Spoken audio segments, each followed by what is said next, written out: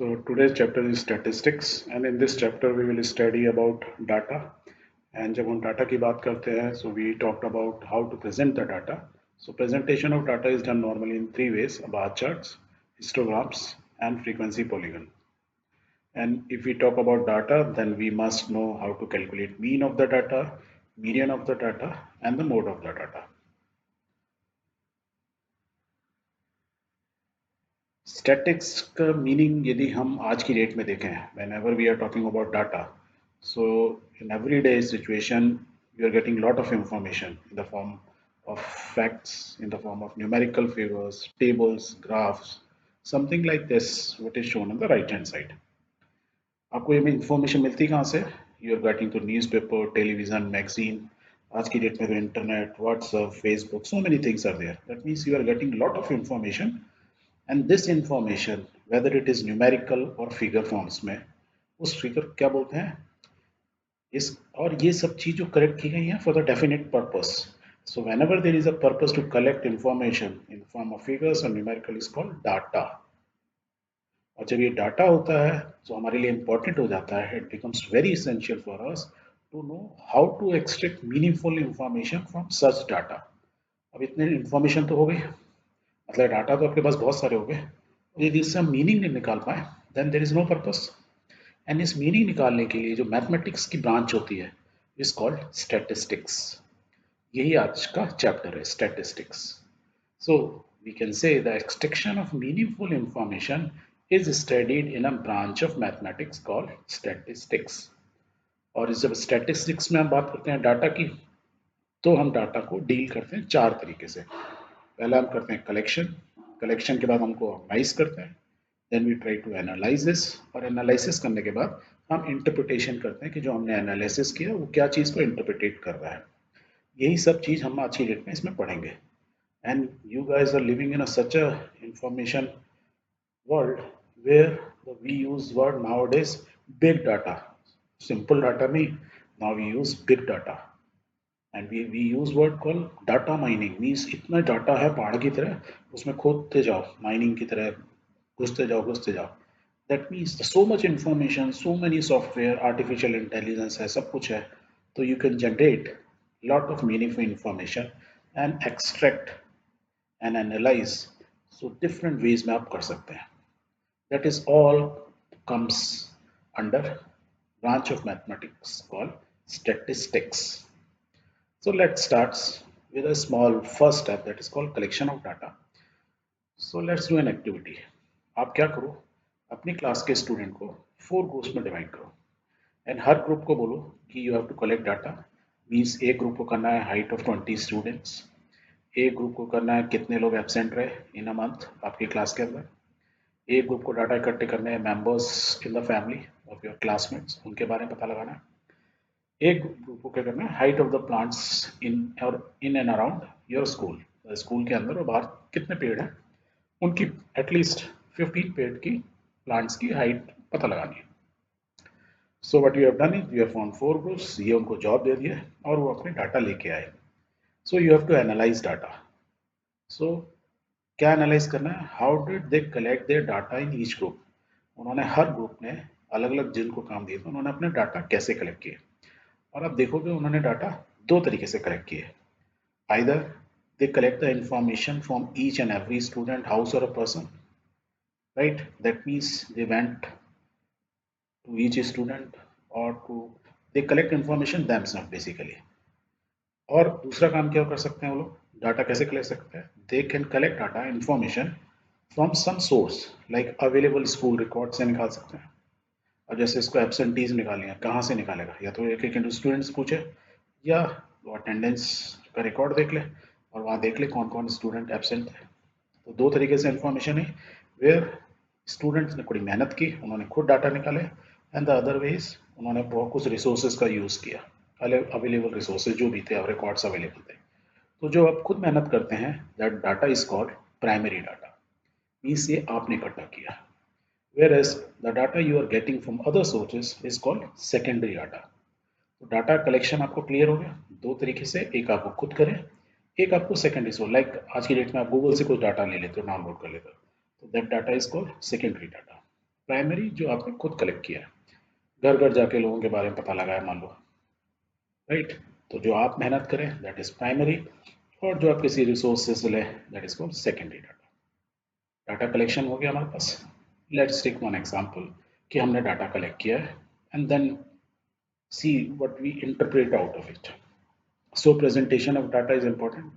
We have collected data. The example is consider the marks obtained by 10 students in mathematics test as given below. तो ये data हमारे पास, एक basic data हमारे पास available है। Basic data means जो हमने collect किया, 10 बच्चों के मार्क्स देखे, उनको लिख लिया, तो this is the raw data. अब यदि मैं आपसे पूछूं इसे मिनिमम कौन सा है, मैक्सिमम कौन सा है, can you find out? Yes you can. एक तरफ से स्टार्ट करो, आइदर फ्रॉम लेफ्ट और right, then you can highlight okay 25 is the lowest and 95 is the highest marks. Other way क्या था डाटा को प्रेजेंट करने का? हम इसको असेंडिंग में लगाते हैं। असेंडिंग मीन्स सबसे छोटा और सबसे बड़ा। Then in this case it's very easy to identify 25 is the lowest and 95 is the highest. या मैं इसको रिवर्स वे में लगाता, that is called descending. Then also I can find out lowest is 25 and highest is 95। तो data को हम arrange कर सकते हैं डिफरेंट फॉर्म में, देन जो भी क्वेश्चन पूछा है उसको हम इजीली बहुत फास्ट आइडेंटिफाई कर सकते हैं। Very good. अब जो ये लोएस्ट और हाईएस्ट जो मार्क्स आए, इसको एक वर्ड बोलते हैं, वो बोलते हैं रेंज ऑफ डाटा। कि डाटा की रेंज क्या है, that means the difference between the highest and the lowest values in the data. तो हमारे डाटा में क्या हाईएस्ट है 95, लोएस्ट है 25, दोनों का डिफरेंस क्या आ जाएगा 95 माइनस 25, दैट इज 70। तो range of data is 70, means minimum और मैक्सिमम को एक दूसरे से माइनस कर दो। So that is called the range. कितनी बड़ी रेंज है बोलते हैं ना, छोटी रेंज है कि बहुत बड़ी रेंज है, आप कितने चीज को कवर कर रहे हो। तो सेम डाटा के फॉर्म में आप कितने मिनिमम डाटा से कितने मैक्सिमम डाटा तक कवर कर रहे हो, that is called range of data. Let's take another example. Now consider the marks obtained by 30 student of class 9th। और ये मार्क्स कितने लिए out of 100। Let's take, now we have more data. पहले question में करीब 10 थे, नाउ we हैव 30 स्टूडेंट्स के डाटा हैं and these are the marks obtained. If I ask you how many students got 70 marks, तो पता लगा सकते हो? Yes. आप लेफ्ट से स्टार्ट करो या राइट से स्टार्ट करो and then you have to search okay first one, second one, third one and this is fourth one. So how many? तो we have 4 students got 70 marks. That means 70 marks is ये जो marks दिखा रहे हैं इसमें कितनी बार आया? Four times. वैसे 4 टाइम्स आया। सेम वे में मैं आपको मैं पूछूं 56 कितने स्टूडेंट्स के मार्क्स है, then can you find out? Yes, एक इस लाइन में है, इस लाइन में कोई नहीं, इस लाइन में, yes here. So we have how many? 56 has come 2 times. तो ये टाइम्स हम बोलते हैं कि 74 टाइम्स आया और 56 2 टाइम्स आया, मतलब 2 स्टूडेंट के मार्क्स 56 आए, 4 स्टूडेंट के मार्क्स कितने हैं 70 आए। इसको डाटा के फॉर्म में जब हम बोलते हैं वी कॉल इट फ्रीक्वेंसी, और the frequency of those marks 70 जो मार्क्स हैं उसकी फ्रीक्वेंसी क्या है, कितनी बार वो आया, कितनी बार।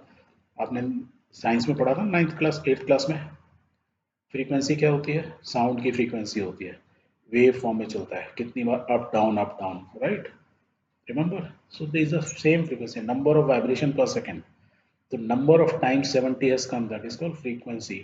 तो सेम चीज है 56, number of times 56 has come in these marks, that is the 2 times आया, so the frequency is 2।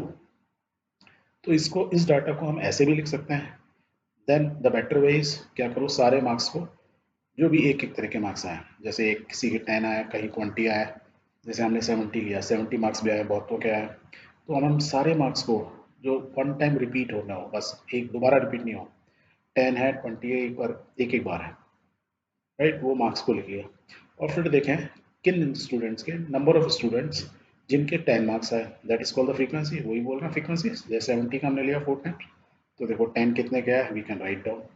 तो हमने यहाँ सबका लिख दिया, तो नाउ वी कैन फाइंड 70 कितने बच्चों के मार्क्स, 4 बच्चों के मार्क्स आए, that means the frequency of 70 is 4। Same है, मैं 60 की भी फ्रीक्वेंसी क्या है 4, ओके, यहाँ पे 40 भी है, 40 की फ्रीक्वेंसी क्या है 4, एंड सिमिलरली अदर मार्क्स की भी फ्रीक्वेंसी यहाँ दी हुई है। और इस फ्रीक्वेंसी को यदि मैं टोटल कैलकुलेट करूँ तो इसका सम 30 आना चाहिए, ये मतलब है ना 70 कितना है 4 टाइम्स, 56 2 टाइम्स, ऐसे सारे नंबर्स का यहाँ दिया हुआ है।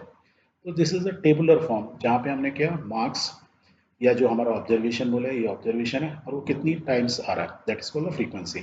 इस केस में फ्रीक्वेंसी के केस में हमें क्या होता है, नंबर ऑफ स्टूडेंट जिनके मार्क्स आए। सो 70 मार्क्स या 70 मार्क्स कितने स्टूडेंट के आए, 4 स्टूडेंट के। तो इस टेबुलर फॉर्म को क्या बोला जाता है, उसको बोला जाता है अ फ्रीक्वेंसी डिस्ट्रीब्यूशन टेबल, क्योंकि हमने यहाँ पे पर्टिकुलर ऑब्जर्वेशन के अगेंस्ट में फ्रीक्वेंसी इज मोर इम्पोर्टेंट, कितने लोगों के कितने मार्क्स आए। तो दिस इज कॉल्ड फ्रीक्वेंसी का डिस्ट्रीब्यूशन। हमने फ्रीक्वेंसी को डिस्ट्रीब्यूट किया इन the form of a table. Table में ऐसे बहुत सारी रो होंगे और ऐसे करके वर्टिकल जो होंगे कॉलम्स होंगे, तो उसको क्या बोलते हैं, अ फ्रीक्वेंसी डिस्ट्रीब्यूशन टेबल। तो डाटा को हम इस तरीके से जो लेफ्ट साइड में लिखा है ऐसे ना लिख के, बेटर वे होता है, आप फास्ट काम कर सकते हो इन द टेबलर फॉर्म। और जब हम फ्रीक्वेंसी उसमें डाल देते हैं तो उसको बोला जाता है frequency distribution table. Let's take some more data. एक एग्जांपल लेते हैं। इसमें क्या है, 100 plants each were planted in 100 school during Van Mahotsav. After one month the number of plants that survives were recorded. कहने का क्या हुआ, 100 स्कूलों में 100 प्लांट्स लगाए वन महोत्सव के अंदर। अब एक महीने बाद देखा गया कितने प्लांट हर स्कूल में बचे। तो आप यहाँ से देखें एक लाइन क्या है, 10 और ऐसे 10, दैट मीन 10 इंटू 10 100, तो ये 100 स्कूल हो गए। हर स्कूल ने 100 लगाए, उसमें से कितने पौधे बचे, कितने ट्रीज बच गए, जिंदा रहे एक महीने के अंदर, बहुत से मर गए, ठीक से देखभाल नहीं होगी, पानी नहीं लगाया होगा। तो this is the record we have. So let's represent this data in much better way. जो अभी हमने पढ़ा था फ्रीक्वेंसी डिस्ट्रीब्यूशन, क्या कर सकते हैं, लेट्स डू दैट। तो इस बार हमने टेबल बनाई, राइट, उसके अंदर हमने पहला चीज लिखी। बट लोग इस बार हमने क्या किया, नंबर ऑफ प्लांट सर्वाइव्ड, हमने यहाँ क्या ग्रुप बना दिया, 10 से लेके 19 तक कितने कितने स्कूलों में बचे, 20 से लेके 29 तक कितना बचे। और हमने उसको टेली मार्क्स का यूज़ किया। टेली मार्क्स क्यों यूज़ किया, ये आपने 8th क्लास में पढ़ा था। टेली मार्क्स क्या होता है याद है, टेली मार्क्स कैसे होते हैं, एक नंबर से स्टार्ट करते हैं, लेट्स स्टार्ट। और ये जो चीज़ है, जो हमने 20 से 29 है, ये 20 से 29, ये हमने क्या ग्रुप बनाया डिफरेंट। तो ये 20 से 29 को, इसको ग्रुप को क्या बोलते हैं, आप ग्रुप बोल सकते हैं, या एक और वर्ड यूज़ करते हैं, उसको बोलते हैं क्लास। किस क्लास में, 20 से लेकर 29, या क्लासेस बोल सकते हैं और क्लास इंटरवल बोल सकते हैं। तो ये बोल सकते हैं 2029 क्लास इंटरवल है, या ये क्लास है, या एक ही ग्रुप है। अब इससे ज़्यादा होते हैं तो हम उसको बोलते हैं ग्रुप्स, क्लासेस या क्लास इंटरवल्स। इसमें जो 20 है या ये सब में देखो, जो पहले लेफ्ट हैंड साइड है 30, 39, 40, 50, 60 लेफ्ट साइड वाले, ऐसी राइट साइड में। तो हम एक एग्जांपल ले रहे हैं 20 वाले का। तो 20 में लेफ्ट साइड को क्या बोलते हैं, lower limit, lower class limit. So lower limit of the class और अ ग्रुप इज 20 इस पर्टिकुलर केस में। वेरेज में 70 और 79 में तो लोअर क्या है 70, ऐसी 29 क्या है इस क्लास की, इज द अपर लिमिट और upper class limit, because we are saying it is a class. If I say it is a group, तो upper limit of a group, lower limit of a group। और अपर limit और lower limit का यदि मैं दोनों का difference निकालूं तो उसको क्या बोलेंगे, क्लास साइज और या क्लास विड्थ। तो डिफरेंस निकालो, 29 माइनस 20 तो कितना आएगा, 10। 10 की 9, 29 माइनस 9 ही हुआ। नो, ध्यान से देखो, इसके अंदर स्टूडेंट, ये चीज़ मैं बाद में समझाऊंगा, क्लास विड्थ। लेट्स सी, पहले हम टेली मार्क से ये सारे जितने भी पेड़ हैं उनको यहाँ पे करते हैं, मार्क करते हैं। Let's start from this side. और 23 इसमें हमने देखा कि 23 इज द लोएस्ट है, और हमने यहाँ सबसे पहला ग्रुप बनाया 10 टू 19। दैट मीन्स इससे कम तो किसी के सब पेड़ ज़्यादा ही बचे, तो इसको हम ना भी लें तो चलेगा। तो लेट्स स्टार्ट फ्रॉम 95, यहाँ से स्टार्ट करते हैं। सो 95 को हम किस ग्रुप में डालेंगे, किस में आएगा वो, 90 से 99 में। तो एक लाइन यहाँ पे ड्रॉ कर दो, टेली मार्क में ऐसे ही करते हैं। नेक्स्ट क्या है 76, 76 क्या आएगा, 70 और 79 यहाँ पे आएगा, लेट्स मार्क वन लाइन। फिर नेक्स्ट है 75, वो BC में आएगा सेकंड। देन 89, 89 कहाँ आएगा, 80 से 89 इस वाले ग्रुप में आएगा, पुट इट हियर, और इस क्लास में आएगा। तो इस तरीके से हम यहाँ सारे 93, 93 कहाँ आएगा, जिसके अंदर आएगा, let's do another 86, 86 will come here, 80 और 89 के बीच में इस क्लास में। 87 वो भी इसी क्लास में। 69 वो यहाँ आएगा। देन इज 92, 92 विल इस वाले में आएगा। 53 ओके यहाँ आ गया। तो इस तरीके से क्या करेंगे हम, यहाँ से ऐसे किए, फिर नेक्स्ट इसको रो को ले, कॉलम खोलेंगे, फिर नेक्स्ट कॉलम को ऐसे मार्क्स करते जाएंगे। और इसमें जब हम करते हैं, जब ऐसे 4 होते हैं, 1 2 3 4 होते हैं, तो जो फिफ्थ वन आता है तो क्या करते हैं, उसको ऐसे ऐसे लेफ्ट साइड से या कर दो या राइट साइड से हम क्रॉस कर देते हैं। That means now it is a bunch of 5 number. जब इसको टोटल काउंट करना होता है, आई कैन राइट 5 ईयर, ये 5 टाइम है, ये कितना है 1 2 3 टाइम्स, ये 2 टाइम्स, ये 1 टाइम 1 टाइम, तो आपको कैलकुलेट करना ईजी हो जाता है। तो इस तरीके से क्या करते हैं, सारी चीज़ों को जितने भी ये है टूल्स, उनको इस ग्रुप में डिवाइड कर देते हैं। Let's do that. So it will come something like this. अब हम टैली, इनको क्या बोलते हैं, टैली मार्क्स। टैली मार्क्स से हम निकाल सकते हैं कि मीन्स 20 से 29 कितने स्कूल्स हैं। ये तो स्कूल्स हैं अलग अलग 100 स्कूल्स, 20 से 29 पेड़ बचे इस रेंज के बीच में या इस क्लास के बीच में, जो इस ग्रुप में है। कितने स्कूल है, 3, 1 2 3 आई कैन काउंट। तो यहाँ फ्रीक्वेंसी क्या हो जाएगी, number of school, I can right 3। Same way में मैं सबका लिख दूंगा।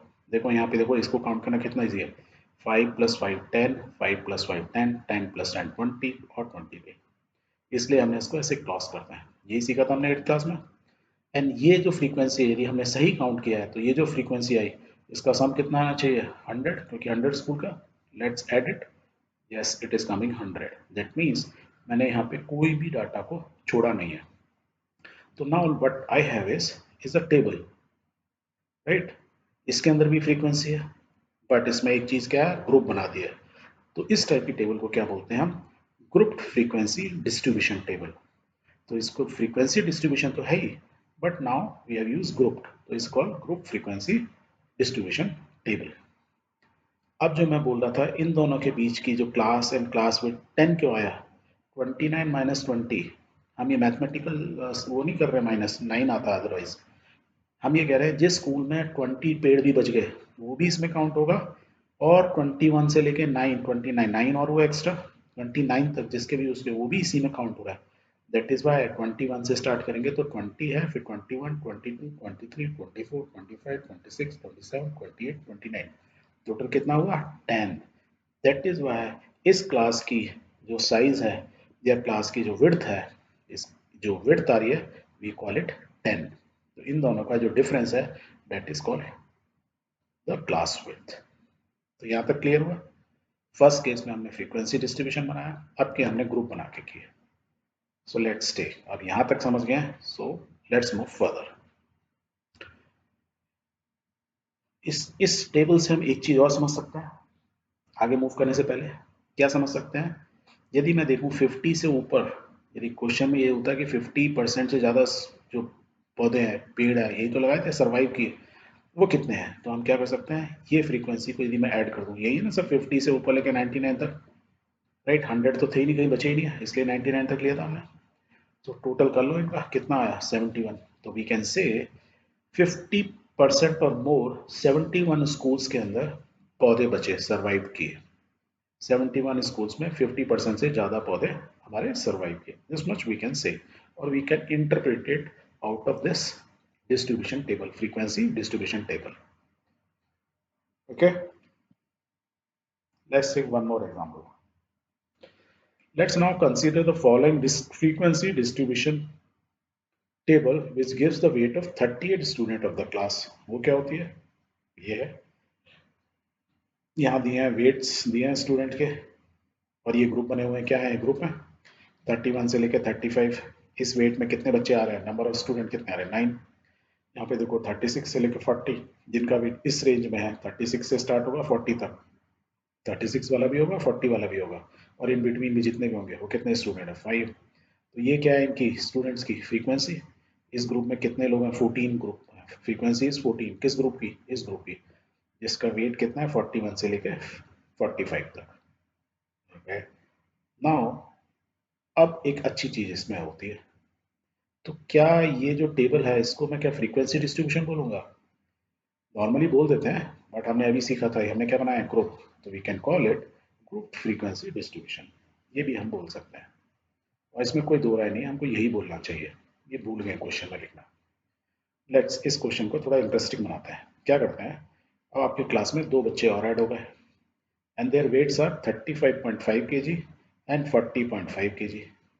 आपको इस क्लास में इस फ्रीक्वेंसी टेबल जो दिया हुआ है, ग्रुप फ्रीक्वेंसी टेबल, उसमें आपको क्या करना है, ऐड करना है। कहाँ ऐड करोगे, 35.5, सो 35 तो है, ये 36 है, तो ये ना इस ग्रुप में है ना ऊपर वाले में है। कहाँ डालूँ इसको मैं?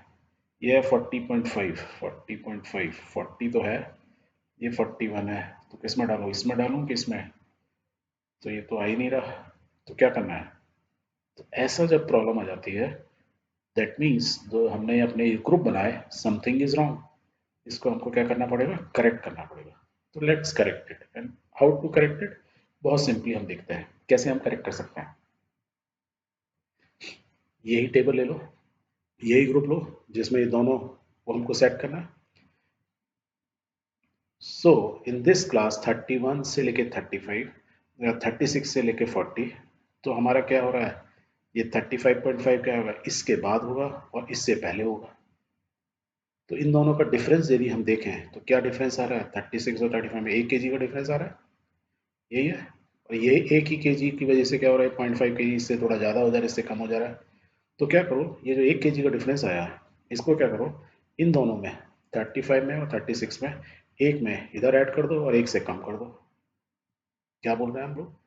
इसका डिफरेंस का हाफ, 1 kg का हाफ कितना हुआ? 0.5। तो 0.5 एक में ऐड करो और एक से माइनस करो। So let's do that. तो हम क्या बोल रहे हैं? लोअर लिमिट से माइनस कर दो, अपर लिमिट में ऐड करो। चलो करके बताता हूँ मैं। सो लेफ्ट साइड लेते हैं, क्लास क्या है? 31 35, ये पहला वाला ग्रुप ले रहे हैं। हमने क्या बोला? 31 से लोअर लिमिट से 0.5 माइनस करो, 0.5 माइनस करो भाई इस साइड से, 0.5 माइनस किए, कितना हो गया? 29.5। इस साइड में क्या बोल रहा हूँ? अपर लिमिट में 0.5 ऐड कर दो, 35 में ऐड करेंगे तो कितना होगा? 35 प्लस 0.5, और 35.5 प्लस कितना होगा? 35.5। तो हमारी न्यू क्लास क्या हमने डिफाइन कर दी? 31 से 35 की जगह अब हमने डिफाइन कर दी 29.5 से लेके 35.5 तक। और यदि मैंने ऐसे एक क्लास को कर दिया तो आई कैन डू सारी क्लास। तो हमने क्या किया? देखो, लोअर लिमिट्स को 0.5 से माइनस किया, तो यहाँ 31 कितना हो गया? 29.5। 36 कितना होगा? 35.5। और अपर में 0.5 ऐड कर दो। तो let's make another table. So we have made the another table. देखो, हर एक में 30.5, यहाँ 35.5, 36 था, तो लेफ्ट साइड से हमने हर एक में लोअर लिमिट 0.5 घटा दिया। देखो, ये 71 था, वी हैव रिटन 70.5। और राइट साइड की जो अपर लिमिट है उसको क्या बोलते हैं? Upper limit. उनमें सब में 0.5 ऐड कर दिया, 35.5। अब देखो, यदि मेरी ये ग्रुप है या ये क्लास है और हमको नए स्टूडेंट ऐड करने हैं, तो आई कैन इजीली ऐड 35.5। कहाँ ऐड करूँगा? मैं दो जगह ऐड कर सकता हूँ, इसमें भी और इसमें भी। ये तो कंफ्यूजिंग चीज़ हो गई। सेम वे में यदि मैं 40.5 को I can add in this group और दिस ग्रुप। तो मुझे क्या दोनों में ऐड करना है या किसी एक में क्लास में ग्रुप में ऐड करना है? तो ये क्या है? अनरिटन रूल है मैथमेटिक्स में। और अनरिटन रूल मतलब ये होता है, कहीं लिखा हुआ नहीं है, पर नॉर्मली ये बेस्ट प्रैक्टिस है। बेस्ट प्रैक्टिस मतलब जो ज़्यादातर लोग फॉलो करते हैं। तो फॉलो क्या करते हैं कि हम क्या करते हैं, जो राइट हैंड साइड में जो अपर लिमिट है, उसको मान के चलते हैं कि ये अपर लिमिट 40.5 जो है इस ग्रुप का पार्ट नहीं है। तो इस ग्रुप में क्या होगा? 30.5 से लेके 30.5, 35.6, 7, 8, 9, 10 ऐसे करके, तो 35 तक है। 40.5 से पहला क्या होगा? 40.4। 40.4 तक तो हम इसमें लेंगे, और 40.5 जो जो यहाँ दिख रहा है वो कहाँ होगा? इस ग्रुप में आएगा। तो हम क्या करते हैं? ऑलवेज नेक्स्ट ग्रुप में काम करते हैं। जो राइट साइड में जो फिगर दी हुई है वो दिखाई हुई है यहाँ पे, क्योंकि ये कंटिन्यूटी में दिखा रहे हैं, इस वजह से। अदरवाइज मेरे को यहाँ क्या दिखाना था? 40.4 और फिर यहाँ 45, 40.5। तो वो एक अच्छा तरीका था। और उसमें क्या होता है, मैथमेटिक्स थोड़ा लिखने में कंफ्यूजिंग होता है, ये थोड़ी सिमेट्री लगती है हमको, इजीली प्रॉब्लम आइडेंटिफाई हो जाती है, इसलिए हम ऐसा लिखते हैं। तो रिमेंबर कि हम किस में ऐड करेंगे, और इसको 35.5 को इसमें कि नीचे वाले में? नीचे वाले में। सिमिलरली 40.5 को किस में ऐड करेंगे? ऊपर वाले में, नीचे वाले में? नीचे वाले में, क्योंकि राइट साइड को हम काउंट नहीं करते हैं क्लास के अंदर। So let's do that. तो यहाँ जो फिगर दी हुई है, तो यही सारी चीज़ें आ जाएंगी यहाँ पे। The only difference you will see कि 5 की जगह क्या हो गया? 6, क्योंकि इसमें 35.5 फर्स्ट वाला आ गया, स्टूडेंट को ऐड कर दिया। सेम वे में हमने 40.5 कहाँ जोड़ा? यहाँ ऐड किया, यहाँ नहीं किया। अदरवाइज नहीं तो इसी में दोनों ऐड कर सकते थे। तो हमने क्या बोला है कि इसको 40.5 को राइट साइड को उसको लेना किस में होता है? Lower limit is always included in the class, upper limit नहीं होती है। ठीक है, ये रूल याद रखना। So now we have a new distribution, group distribution, frequency distribution chart. और टोटल नंबर 30 की जगह स्टूडेंट क्या हो गया, एक एक पढ़ गया, तो कितना हो गया 40. सो you have done it, very good. Now हम ये समझ गए फ्रीक्वेंसी डिस्ट्रीब्यूशन या ग्रुप फ्रीक्वेंसी डिस्ट्रीब्यूशन. पर डाटा को रिप्रेजेंट करने का क्या ये अच्छा तरीका है? नहीं. एक इससे अच्छा तरीका क्या होता है, call graphical representation of data. कहने का मतलब one picture is better than 1000 words. आपको यदि किसी जगह के बारे में बताना हो, स्विट्जरलैंड कैसा है, मैं वर्ड्स में बताऊं आपको, सेंटेंसेस में पैराग्राफ लिख के समझाऊं कि स्विट्जरलैंड कितना सुंदर है, वो मेरे लिए बहुत, हो सकता है बहुत ज़्यादा मेरे को वर्ड यूज़ करने हो, पढ़ने पड़े, बहुत सारे सेंटेंसेस यूज़ करने पड़े, राइट, बहुत सारे फ्रेजेस यूज़ करने पड़े. But if I show you picture of Switzerland और Kashmir, then you will immediately understand कि यस, कश्मीर कितना सुंदर है या स्विट्जरलैंड कितना सुंदर है. इसको इसलिए बोला जाता है कि एक picture, one picture is better than 1000 words. Same way में डाटा को भी यदि मैं ग्राफिकली प्रेजेंट करूँ तो उससे हमको बहुत अच्छे से इमीडिएटली हम समझ जाएंगे. तो डाटा को प्रेजेंट किस तरीके से किया जाता है? तीन तरीके से. First is called bar graphs, another is called histogram, third is called frequency polygon. तीन तरीके से हम डाटा को प्रेजेंट करते हैं. तो we will start with bar chart, then we will study about histogram कैसे बनाते हैं इनको, एंड लास्ट में फ्रीक्वेंसी पॉलीगॉन्स कैसे बनाते हैं. तो पहला है बार ग्राफ्स. बार ग्राफ्स के लिए हम क्या लेते हैं, एक एग्जांपल लेते हैं कि in a particular section of class 9th 40 students were asked about the months of their birth and the following graph was prepared for the data so obtained. Clear है? क्वेश्चन समझ में आ गया कि आपकी क्लास में 9th क्लास के अंदर आपके 40 स्टूडेंट्स को सबको बोला गया, उनको उनकी डेट ऑफ बर्थ पूछी गई और उससे एक ग्राफ हमने बना दिया. और graph look something like this, जिसमें लिखा है जनवरी से लेकर दिसंबर तक, यहाँ मंथ लिखे हमने, मंथ्स ऑफ द बर्थ. ये एक इस तरह से एक्स एक्सिस है, ये जैसे वाई एक्सिस होती है उसी तरीके से, और ये हमने नंबर ऑफ स्टूडेंट लिख दिए. तो ये हमने क्या बन गया, एक बार, जैसे चॉकलेट की बार होती है वैसे ही बार से अलग अलग रखी हुई, एक जनवरी पे रखी है, फेब्रवरी में रखी है. तो इस टाइप के चार्ट को क्या बोलते हैं, बार चार्ट या बार ग्राफ. क्या बोलते हैं, बार चार्ट या बार ग्राफ, चॉकलेट की बार की तरह, ऐसे ही याद रखना. तो इसको देख के क्या कुछ आप क्वेश्चंस का आंसर दे सकते हो? Let me ask you few questions. So the first question is, ये x axis हो गई, ये y axis हो गई, that is what I told you earlier. Let us the question. The question is, observe this bar graph or bar chart given above and answer the following questions. And the first question is, how many students were born in the month of November? नवंबर महीने में कितने बच्चे पैदा हुए, क्या बता सकते हो इसको देख के? Yes, very easy. Find out the month, November, नवंबर ये रहा.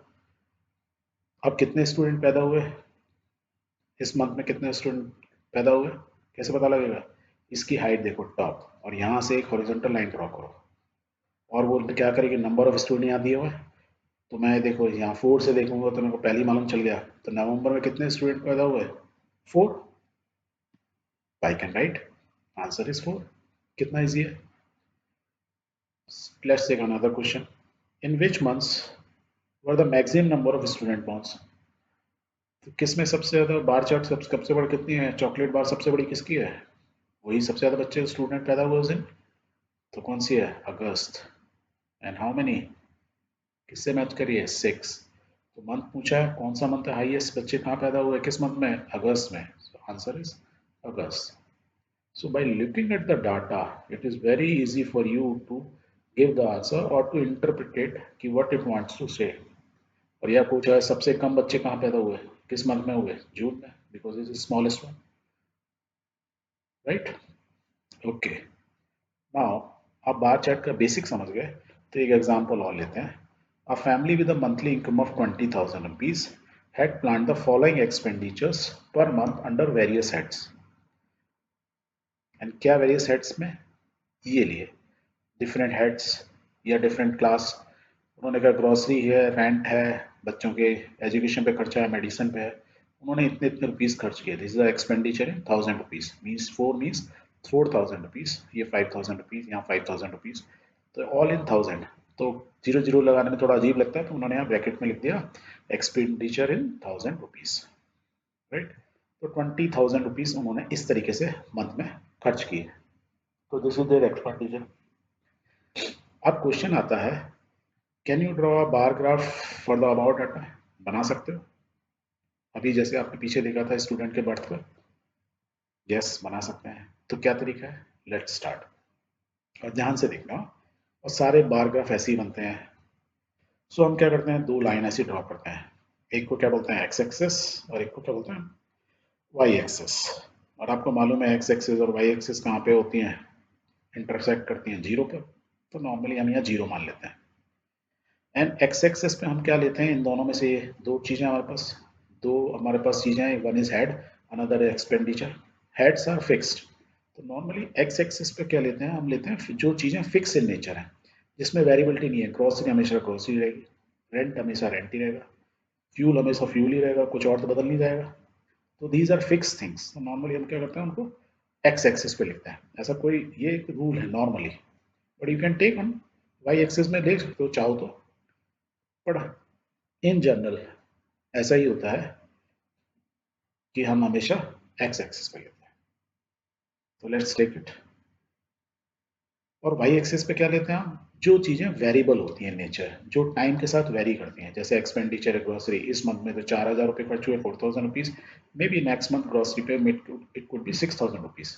तो इट वेरीज विद टाइम। तो उनको हम किस में लेते हैं, उस टाइप के चीज़ों को हम लेते हैं वाई एक्सेस पे। अब लिख दो यार, एक्स एक्सेस में हमने कहा हेड्स, ये सारी क्लास आएगी, तो लिख दो एक यहाँ पे ग्रोसरी लाइन से रेंट वेंट, हम लिख देते हैं सब ग्रोसरी रेंट एजुकेशन, सारी चीज़ें जो लिखी हैं हमने यहाँ लिख दिया। एंड उसके करस्पॉन्डिंग हमने क्या किया, यहाँ रुपीस को इसमें लिखना है कितना एक्सपेंडिचर हुआ। सो लेट्स एक्सपेंडिचर हम ऐसे लिख देते हैं, एक्सेस वाई एक्सेस हटा के। और उस पर हम क्या करते हैं, इस एक्सिस का यूनिफॉर्म डिस्ट्रीब्यूशन करते हैं। 1 2 3 4 सेंटीमीटर स्केल रखो, 1 सेंटीमीटर 2 सेंटीमीटर ऐसे इसमें डिस्टेंस में हमने मार्किंग की। हमने मार्किंग की अप टू 7, क्योंकि क्योंकि यहाँ पे हाईएस्ट मार्क क्या है, 5,000 रुपीज़ खर्च हुए, और ये भी सब रुपीज़ थाउजेंड में ही है, तो 1,000 2,000 ये रिप्रेजेंट कर रहे हैं। अब देखो ग्रोसरी पे हमने कितना पैसा खर्च किया, 4,000। तो यहाँ पे क्या बनाना है, एक चॉकलेट की बार हो, उसको यहाँ रख दो। कैसे रखेंगे हम बार को, इस तरह की chocolate bar. So we have put a bar. और इसकी थिकनेस कैडबरीज की है तो कुछ थिकनेस अलग होगी, और किसी कंपनी हो सकता है थिकनेस कम हो। पर जो भी हम ग्राफ बनाएंगे एक ही तरह की चॉकलेट से बनाएंगे। Suppose this is Cadbury's chocolate. तो ग्रोसरी पे हमने कितने रुपीस खर्च किए, 4,000 रुपीज। तो यहाँ तक आ गया, इससे एक हॉरिजॉन्टल लाइन, इतनी बड़ी चॉकलेट आ गई, बार आ गई। ओके, रेंट में कितने किए, 5,000। तो same chocolate but up to 5,000। Education, education में भी सेम रहेगा 5,000। Medicine 2,000, fuel 2,000, entertainment 1,000, miscellaneous 1,000। तो इस तरीके से हमने डिफरेंट चॉकलेट बार्स यहाँ रख दी। So what we have formed is a bar graph और अ बार चार्ट। बन गया। तो आपको यदि डिफरेंट डाटास दिए हों, और डाटा नॉर्मली क्या होंगे, दो टाइप के ही होंगे, लेफ्ट एंड राइट, जो कि आप एक एक्स एक्सिस पे ड्रॉ कर सको, एक को वाई एक्सिस पे लगा सको। इतना समझ गए, so let's make a another one. Okay, the second type of graph is called histogram. Histogram के समझने के लिए it is better we will take an example. And इस एग्जांपल में क्या होगा, we will use continuous class intervals. Continuous class intervals क्या होता है, जो अभी हमने प्रीवियस एग्जांपल में पढ़ा था, प्रीवियस टू प्रीवियस, जहाँ we have weight of the students, उसमें रेंज दी हुई थी, मीन्स क्लासेस और क्लास इंटरवल दिए थे। एंड लाइक 35.5 से लेके 40.5 केजी तक के स्टूडेंट्स, कितने स्टूडेंट हैं जिनका वेट इस रेंज में आता है और इस क्लास इंटरवल में आता है, तो देयर वर 6 स्टूडेंट्स। तो ये स्टूडेंट की फ्रीक्वेंसी दी हुई थी। So we have to draw. तो इस टाइप के ग्राफ, लाइक प्रीवियस एग्जाम्पल में क्या था, वी हैव हेड्स, हेड्स में क्या था, ग्रोसरी है, रेंट है, तो 20 फिक्स चीज़ें थी, और हमारे पास वेरिएबल फ्रीक्वेंसी थी, हमने उसको इजीली ड्रॉ कर दिया कि कितना कितना पैसा उन्होंने खर्च किया। whereas in this case we have weights, और जिसकी एक क्लास दी हुई है।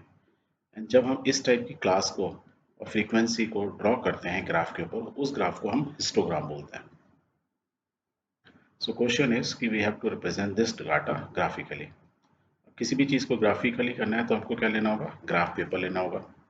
And Y we take graph papers, क्योंकि इसमें एक फ़ायदा रहता है, इसमें ये स्क्वायर्स बने रहते हैं, हर एक का डिस्टेंस, राइट, इस साइड में लो, हॉरिजॉन्टली या वर्टिकली लो, सबका डिस्टेंस 1 सेंटीमीटर है, means this is 1 centimetre bye 1 centimetre का स्क्वायर है।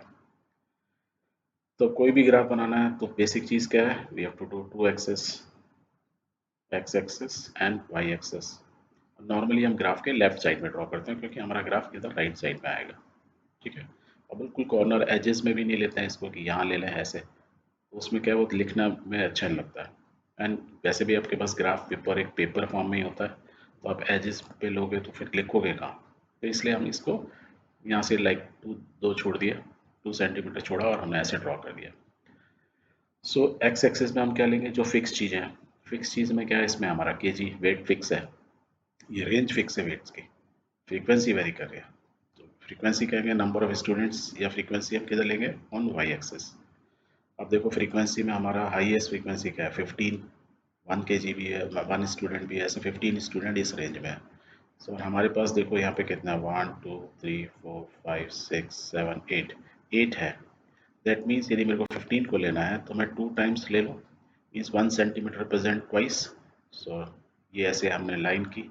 नॉर्मली ग्राफ में ऐसे डार्क नहीं किया जाता है, जस्ट ये मैं आपको समझाने के लिए कर रहा हूँ कि this mark is called 1 centimetre, this is 2। And each centimetre को हम फ्रीक्वेंसी में क्या करते हैं, 2 से यहाँ रिप्रेजेंट कर देते हैं। 2 4 6 8 करके ऐसे 16 तक लेंगे। So this 15 is covered, right. तो हमारी सारी फ्रीक्वेंसी आ जाएगी।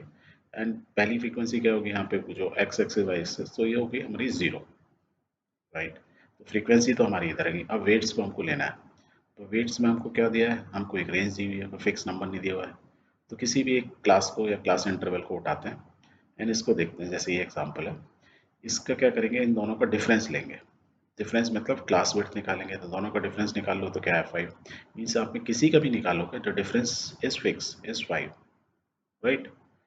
That means what I can say, और 5 क्या है, ये वेट्स दिया हुआ, तो it is a 5 kg। So what I can say, और यहाँ पे हमारे पास ग्राफ में क्या है 1 सेंटीमीटर, तो आई can say 1 centimetre is equal to 5 kg। और यदि 1 सेंटीमीटर 5 kg है, और मैं यहाँ से स्टार्ट करूँ 0 से, तो 5 होगा, ये 10 होगा, ये 20 होगा, ये 30 होगा, राइट। तो मेरा ग्राफ यहाँ से कहीं स्टार्ट होगा। अब मैं बेकार क्यों करूँ, तो मैं क्या करता हूँ, यहीं से स्टार्ट करता हूँ, पहले वाले से ही, राइट। ये 0 है और मैं मान के चलता हूँ कि ये बीच का भूल जाओ एक बार को। तो हम the first one I will take the minimum one. So minimum क्या है 30.5, so I will write here 30.5। फिर 1 सेंटीमीटर मीन्स हमने क्या बोला है 5 kg, तो मीन्स नेक्स्ट वैल्यू क्या आ गई 35.5, तो राइट 35.5, एड 5, तो इट्स 40.5, एड 5, 45.5, फिर हो गया 50.5। इस तरीके से हमने सारे के सारे यहाँ डाल दिए। That means I have covered from 30.5 से 35.5, और ये देखो अपर लिमिट्स ली अप टू 60, सारी आ गई रेंज, सारे डाटा आ गए। तो वाई वाई एक्स एक्सिस पे मेरे वेट्स इन केजी आ गए। अब मुझे ड्रॉ करना है। अब ड्रॉ करते समय ध्यान रखना है, कैसे ध्यान रखना है कि देखो मेरी फर्स्ट क्लास 35.5 से लेके 35.5, तो उसमें कितने 7 स्टूडेंट, 30 से लेके 35 तक 7 स्टूडेंट, तो एक्स एक्सिस में ये तो मिल गया। अब वाई एक्सिस में देखो 7 का है, 7 का यहीं आएगा, और वो स्टार्ट कहाँ हुआ 35.5 से लेके 35 तक, तो मैं एक हॉरिजॉन्टल लाइन ऐसे ड्रॉ कर। So whatever draw I will draw a bar ऐसे करके। So I will draw a line this way, straight line 30 से स्टार्ट हुआ और ये 7 कंटिन्यू रहा 35.5 तक। नेक्स्ट रहा 35.5 से 40 तक, मीन्स यहाँ से यहाँ तक कितना रहा 6, तो मीन्स 6 कहाँ है यहाँ पर, तो I will draw a block like this, और this is a bar. Same way में 15 है, 15 कहाँ आएगा 14 ये है, तो इट विल कम हेयर। और कहाँ से स्टार्ट हो रहा है 40.5 से 45, मीन्स नेक्स्ट जो हमारी क्लास आई। So let's draw it up to here, so we will draw it same way में, I will draw 3 2 and 1, right. सो हमने ये सारी चीज़ें ड्रॉ कर दी। और जब नॉर्मली ऐसे करके ड्रॉ करते हैं like same more like like अ बार चार्ट, तो इनको कलर कर दो। And if I look at the bar chart previous जो हमने बनाया था, वो भी ऐसे ही था सेम, बस दोनों में एक थोड़ा सा डिफरेंस है।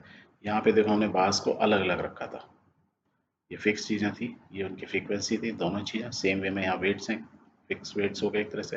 अब तो बट इसमें कंटिन्यूटी है, मीन्स 30.5 से 35 से 40, मीन्स यहाँ there is no gap. Where is there, here we have a gap. यहाँ पे हम बिना गैप के भी रख सकते हैं, पर नॉर्मली जो हम बार चार्ट बनाते हैं तो उनमें बीच में गैप रखते हैं, because there is no relation, grocery और रेंट में कोई रिलेशन नहीं है। Whereas here we have a relation कि 35.5 से लेके और इसके नेक्स्ट वाला जो 35.6 आएगा, तो बिल्कुल उनमें literally there is no gap. When there is no gap, so this type of graph is called a histogram, where the above one is called a bar chart. और हमने देखा बार चार्ट हम कब बनाते हैं, जहाँ हमको फिक्स चीज़ें यहाँ दी होती हैं, फिक्स हेड्स होते हैं या फिक्स ऑब्जर्वेशंस होते हैं, उनकी फ्रीक्वेंसी दी होती है. Right, very good. Let's take an example, इससे आपको और क्लियर होगा हिस्टोग्राम कैसे बनाए जाते हैं. So example is, a teacher wanted to analyze the performance two section of a student in mathematics test of 100 marks. Looking at their performance, she found that a few students got 20 marks and few students got 70 marks or above. So she decided to group them into intervals of varying size as 0 to 20 तक, 20 to 30 and so on. Then she formed the following table. क्या table बनाया उन्होंने, ये table बना दी. तो initially she found कि कुछ बच्चों के जो मार्क्स हैं, बहुत सारे बच्चों के मार्क्स 20 से कम है, 0 से 20 के बीच में है, बहुत सारे बच्चों के 70 एंड अबाव है, और बाकी बच्चे इन बिटवीन है. तो ये इन बिटवीन के उन्होंने ऐसे ग्रुप बनाए, 0 से 20, 20 30, 30 40, 40 से 60 एंड तो टोटल 90 स्टूडेंट्स उनके हो गए. ये आउट ऑफ कितने मार्क्स हैं, आउट ऑफ 100 मार्क्स है, ये स्टूडेंट की फ्रीक्वेंसी है. The question is, let's draw about data in the form of histogram. अभी हमने पढ़ा था, that means these are class intervals, frequency दी है, बहुत ईजी है. So let's draw it. हम इजीली बना सकते हैं. हमने यहाँ मार्क्स लिया है, इधर फ्रीक्वेंसी लेंगे, 0 10 20 30 40 100 तक दे दिए, क्योंकि 90 स्टूडेंट है. हमने यहाँ तक कर दिया क्योंकि 70 एंड अबव मीन्स 100 तक गए, 100 स्टूडेंट्स से हमारे. राइट, तो हमने उनको ड्रॉ कर दिया. 0 से 20, 0 से 20 कितने स्टूडेंट है, 7, तो हमने ऐसे लिया 7. देन 20 से 30 कितने, 10, 20 से 30 हमने देखो यहाँ लिया 10 and we draw it. Then 30 to 40 again 10, 30 to 40 again 10, again we will draw this bar, और हमने सबको कलरफुल कर दिया. So now my question is कि is this histogram is correct representation of data. तो ये जो हमने बनाया है, तो ये करेक्ट बनाया है क्या? The answer is no. Why? Let's see it. देखो मैं यहाँ पे इसको यदि 10 को ऐसे डिवाइड कर दूँ, इस वाले ग्रुप को, और सिमिलरली यहाँ 70 टू 100 को यदि मैं डिवाइड करूँ 1 2 3 पार्ट्स में. अब इसको पढ़ते हैं चलो. तो देखो 0 से 10, जिन बच्चों के मार्क्स 0 से 10 के बच्चे में आए, तो we can say how many students were there, 7. और 10 से 20 तक कितने हुए, 7. तो 7 प्लस 7 कितने हुए, 14. Whereas we are saying 0 से 20 तक स्टूडेंट कितने हैं, 7 ही है. इसका मतलब करेक्ट रिप्रेजेंटेशन नहीं है. सेम वे में देखो, यहाँ देखो, हम बोल रहे हैं 70 अबव 8 स्टूडेंट, 70 से 100 के बीच में अभी हम we have drawn 8 students. But जब हमने लाइन ड्रॉ करनी रेड कलर की, तो हमारी देखो ये हो गए 70 से 80 के बीच में, इसको रीड करते हैं, तो कितने स्टूडेंट हो गए, 7. फिर 7 इसमें, फिर 7 है, 7 3 से 21 student, whereas total students 80 है. तो ये गलत है रिप्रेजेंटेशन, राइट. तो this histogram is not the right representation. So why so, we have seen क्यों गलत है ये. क्योंकि जब हम इस टेबल को ना देखें, खाली डायरेक्टली ग्राफ को देखें, हिस्टोग्राम को देखें, so what we are reading is कि 70 से लेकर 100 के बीच में देर आर 21 स्टूडेंट्स. सिमिलरली है 14 स्टूडेंट, हम डबल काउंट कर रहे हैं, और यहाँ पे तो ट्रिपल काउंट कर दिया, right. So what is the right representation. So right representation के लिए क्या करना होगा, हमको इसको एडजस्ट करना होगा. बाकी किसी में गड़बड़ आ रहा है, देखो लेट्स देख लो, 40 से 50 में कितने स्टूडेंट है, 20. तो यहाँ देखो 40 से 50 20 है. और 60 टू 70 कितने स्टूडेंट है, 15. 60 टू 70 15. दैट मीन्स ये बाकी सारे जो है करेक्ट हैं. तो इन दोनों को लेफ्ट साइड 0 20 और 70 टू 100 को हमको क्या करना है, एडजस्ट करना होगा.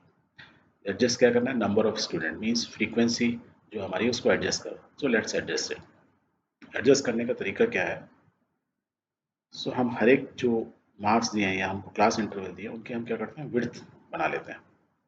तो विड्थ कैसे निकालते हैं, डिफरेंस. तो देखो यहाँ पे विड्थ कितनी थी, डबल था ना, तो इट इज 0 से 20 माइनस 20, मतलब 20 माइनस 0 20, इन सब का डिफरेंस है 10 10 10. वेयर एज यहाँ पे 100 तक था, तभी तो 70 टू 100 आ रहा था, तो डिफरेंस इज विड्थ इज 30. हर 10 में से हमने दिए हैं, मैं हर एक 10 में से है, ये 20 में से विड्थ में है, ये 30 विड्थ. तो विड्थ हम क्या करें, सबकी यूनिफॉर्म कर दें. तो कैसे करेंगे, हम कर सकते हैं कि ये 7 स्टूडेंट है आउट ऑफ 20, तो आउट ऑफ 10 कर दें, तो इंटू 10 कितना हो गया 3.5। और ये सब 10th की विड्थ में ये 10/10 है, तो 10 में 10 ही रहेंगे, ये कोई चेंज नहीं होगा। और ये लास्ट वाला चेंज हो जाएगा। ये कितने हैं 8 स्टूडेंट आउट ऑफ 30, तो आउट ऑफ 10 कितने हुए 2.67,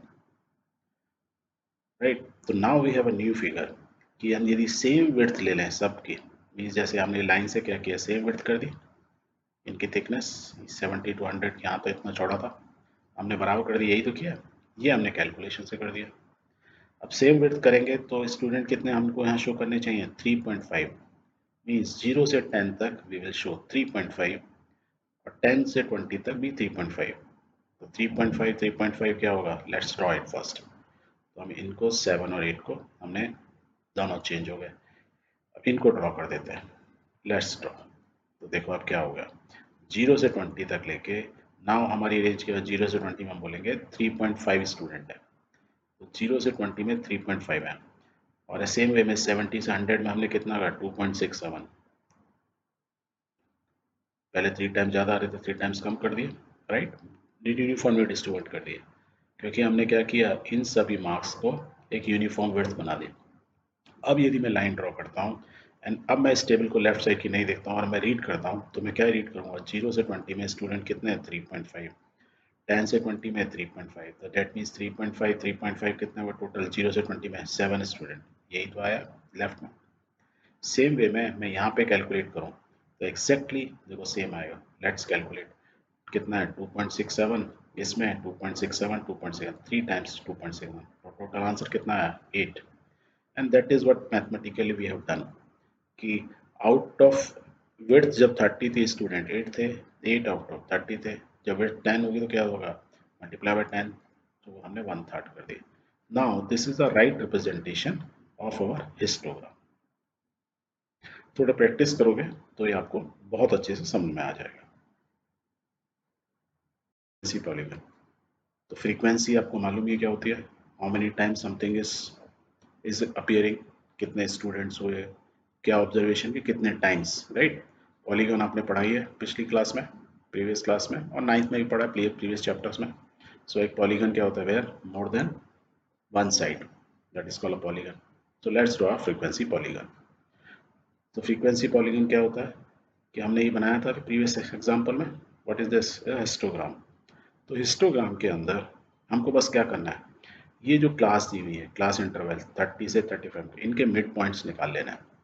सो I can easily find out, यहाँ 1 से लेके 1 सेंटीमीटर है, तो उसका आधा क्या होगा यहाँ पे होगा सेंटर में, सो आई कैन इजीली पॉइंट सबके सेंटर निकाल लिया। हिस्टोग्राम में सब चीज़ के सब इंटरवल के सेंटर निकाल लिया, और इससे पहली क्लास का भी सेंटर निकाला और इस क्लास का भी सेंटर निकाला, और इन सबको क्या किया एक दूसरे लाइन को एक पॉइंट्स को दूसरे पॉइंट से जोड़ दिया। कैसे जोड़ा, और इनके नाम दिए suppose A B C D and let's join them, A को बी से बी को सी से, इस तरीके से हमने जोड़ दिया। सो if I say A B C D E F G H, और ये यहाँ से यहाँ तक जोड़ा है, तो it is become a polygon जिसकी एन नंबर ऑफ साइड्स हैं। सो ये क्या चीज़ें हैं, और यहाँ क्या है ये बी सेंटर जो है इज द फ्रीक्वेंसी, यही तो है भाई फ्रीक्वेंसी 7, यहाँ कितनी है 6, यहाँ कितनी है 15। तो क्या है कि हमने क्या किया सब इनके सेंटर ले लिया, भाई ये इतनी चौड़ी थी इसको उसके लिए हम सेंटर, तो एक ही पॉइंट दिखाना था, वो फ्रीक्वेंसी एक ही वैल्यू है, तो हमने हर एक की फ्रीक्वेंसी दिखा दी एंड इनको ज्वाइन कर दिया। तो we have formed a polygon by joining the frequencies of each class interval, right. तो फ्रीक्वेंसी पॉलीगन बन गया। इसमें एक इंपॉर्टेंट चीज़ ध्यान से देखोगे, यदि मैं एक छोटे से पार्ट को एनलार्ज करता हूँ, लेट्स एनलार्ज इट, तो इसमें एक इंपॉर्टेंट चीज़ क्या आ रही है कि एरिया ऑफ हिस्टोग्राम, ये जो हमने डार्क कलर के हैं हमारे, जो हमने हिस्टोग्राम बनाया है, is equal to area of the frequency polygon, means ये जो पॉलीगन बना इसका जो एरिया मीन्स इसके अंदर में नीचे जो भी एरिया है, ये दोनों एरिया बराबर है। कैसे बराबर है, तो हम इस छोटे से एरिया को लेट्स एनलार्ज इट, इसको हम एनलार्ज करते हैं मीन्स बड़ा करते हैं। तो ये हमने बड़ा किया, ये देखो डी है डी है, ये सी है, मैंने इसको क्या कर दिया एनलार्ज कर दिया समझने के लिए।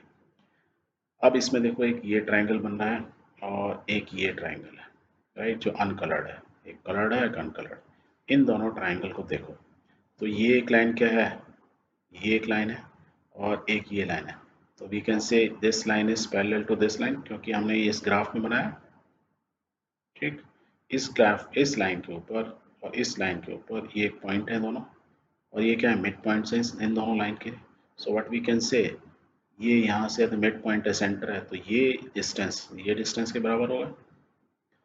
हेंस ये एंगल हमको क्या है, 90 है, दिख ही रहा है, हमने बनाया। ये एंगल भी 90 है, राइट। तो एंगल 90 है, एक साइड है, और एक क्या क्या चीज़ है, ये एंगल इस एंगल के बराबर है। क्यों, ये लाइन और ये लाइन दोनों क्या है, पैरेलल, और ये क्या है उसकी ट्रांसवर्स लाइन। जब ट्रांसवर्स लाइन मतलब जो पैरेलल लाइन को कट करती है, तो ये करस्पॉन्डिंग एंगल्स, यही तो है, ये alternate angles. So these angles are always equal.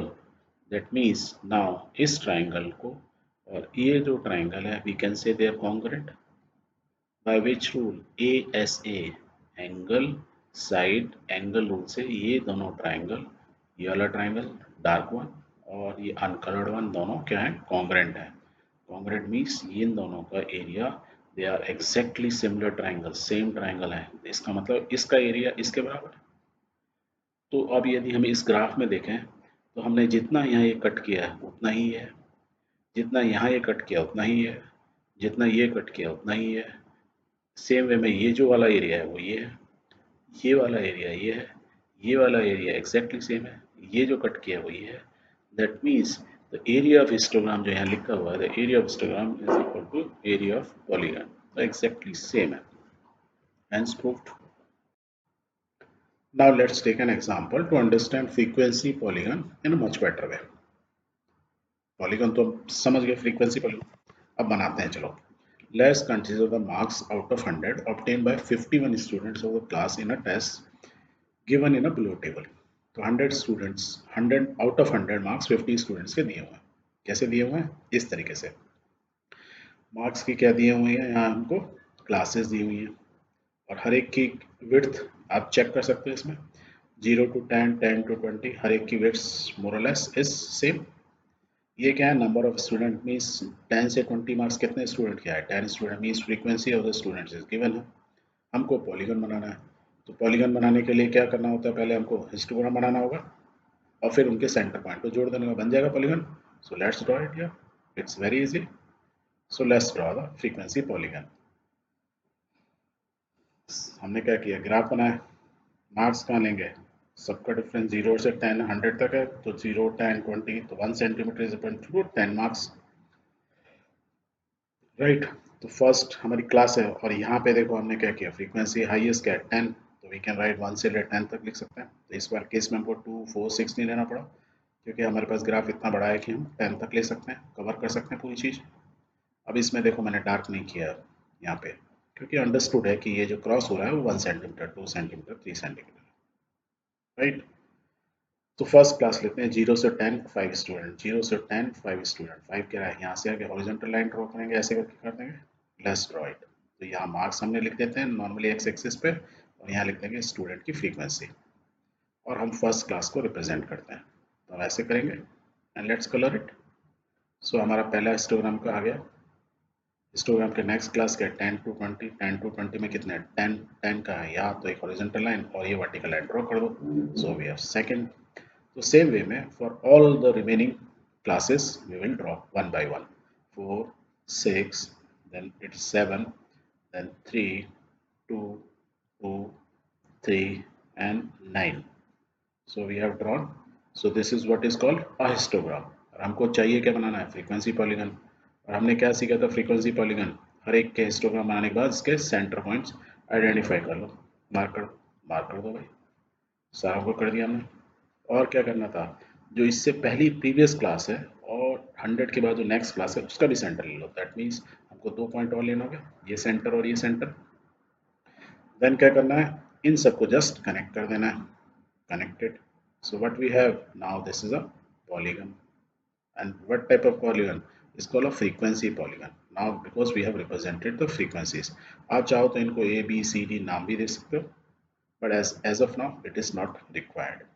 So what we have done is we have created a frequency polygon.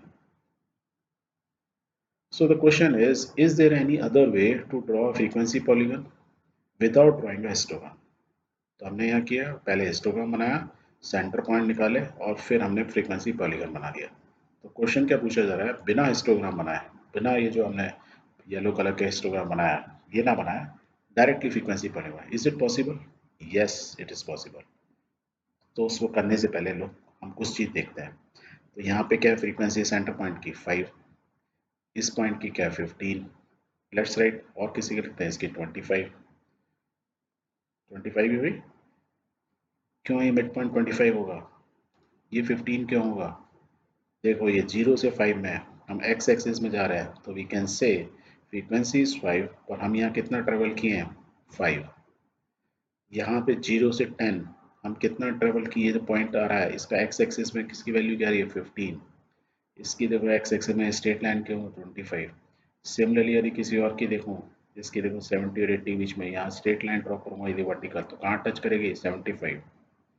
So what I have done is कि यदि मेरे को इन क्लास इंटरवल का mid point यदि मालूम चल जाए, ये सारे मिड पॉइंट है, तो ये एग्जैक्टली मेरे को पॉइंट मालूम चल जाएगा।